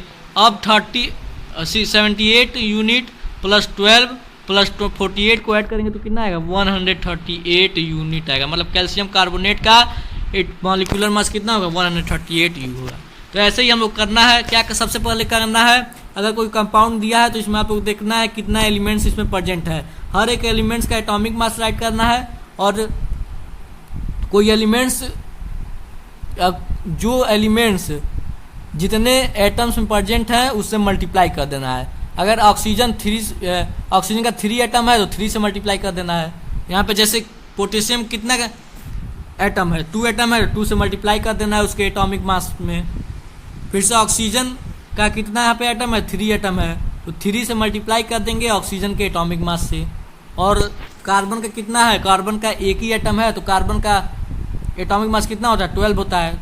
तो इनको अब हम लोग क्या करेंगे ऐड कर देंगे। तो ऐड करने पर कितना आ रहा है 138 यूनिट आ रहा है।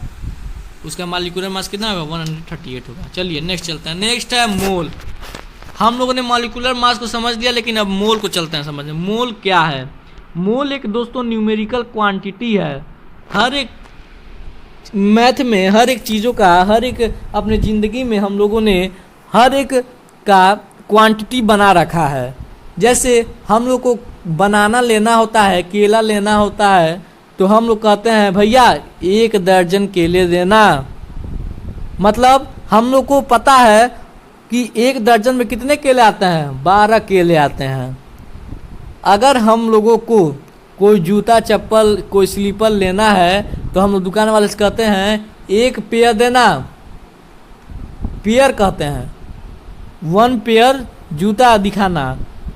समझ में आया? मतलब पेयर मतलब हम लोग जानते हैं कि 1 पेयर में कितना आता है जूता 2 आता है, जोड़ा, जिसका हिंदी में नहीं क्या होता है जोड़ा होता है।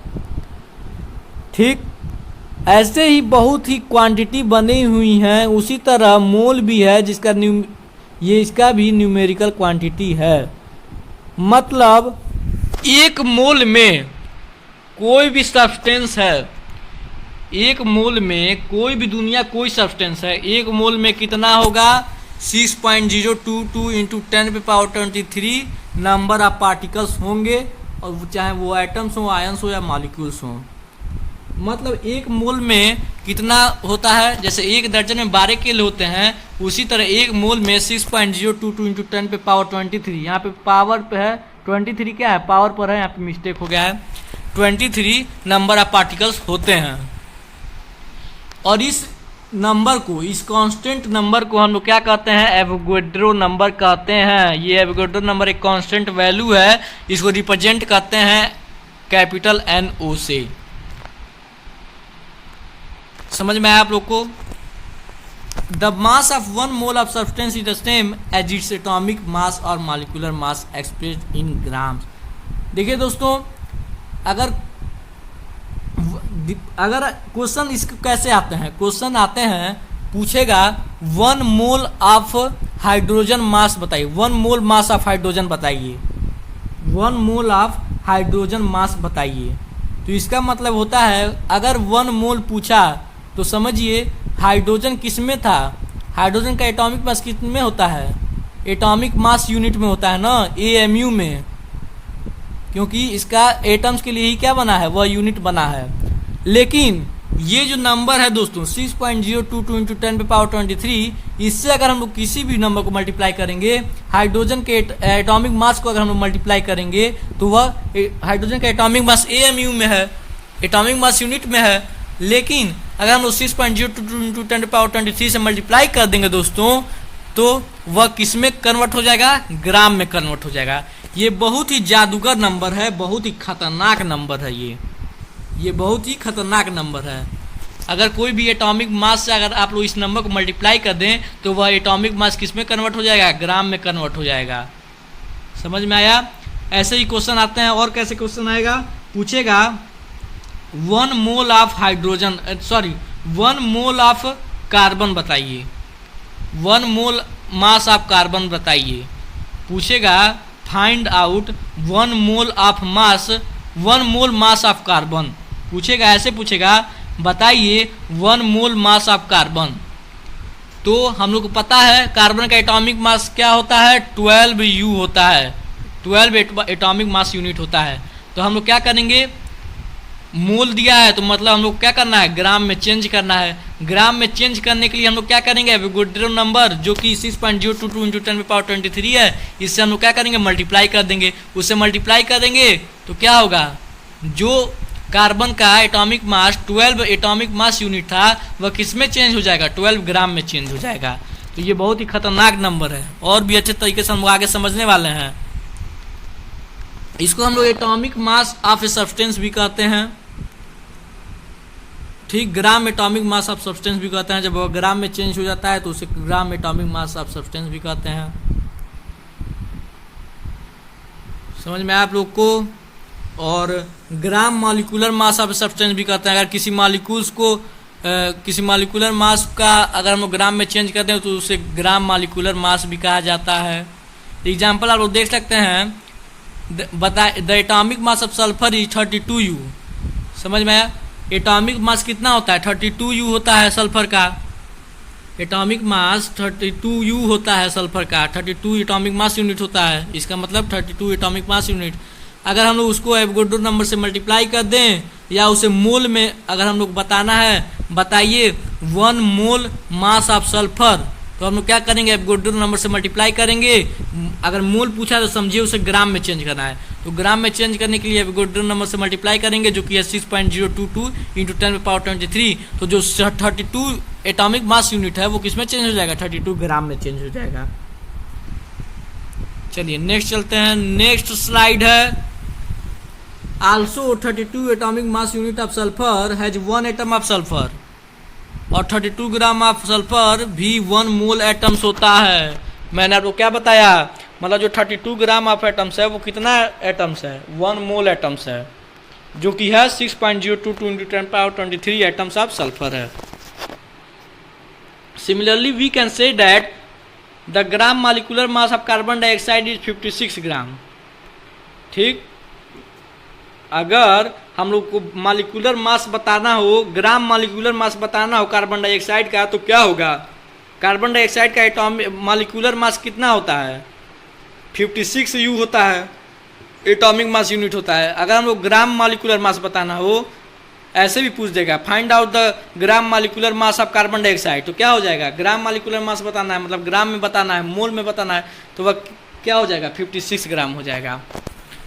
क्योंकि एवोगाड्रो नंबर से मल्टीप्लाई होगा तो क्या हो जाएगा, 56 ग्राम में हो जाएगा। But we know that in the case of chemical equation mole is the measuring unit. Mole क्या है, एक मेजरिंग यूनिट है। 1 मोल में क्या होता है, 1 मोल इक्वल टू 6.022 × 10⁻23 नंबर। ये दो फार्मूले हैं, दो फार्मूले से ये जो आपका चैप्टर है वो 50% ये इन दोनों फार्मूले से क्वेश्चन पूछे जाते हैं। 50% जो क्वेश्चन होता है इस चैप्टर से ये दो फार्मूले से ही पूछे जाते हैं।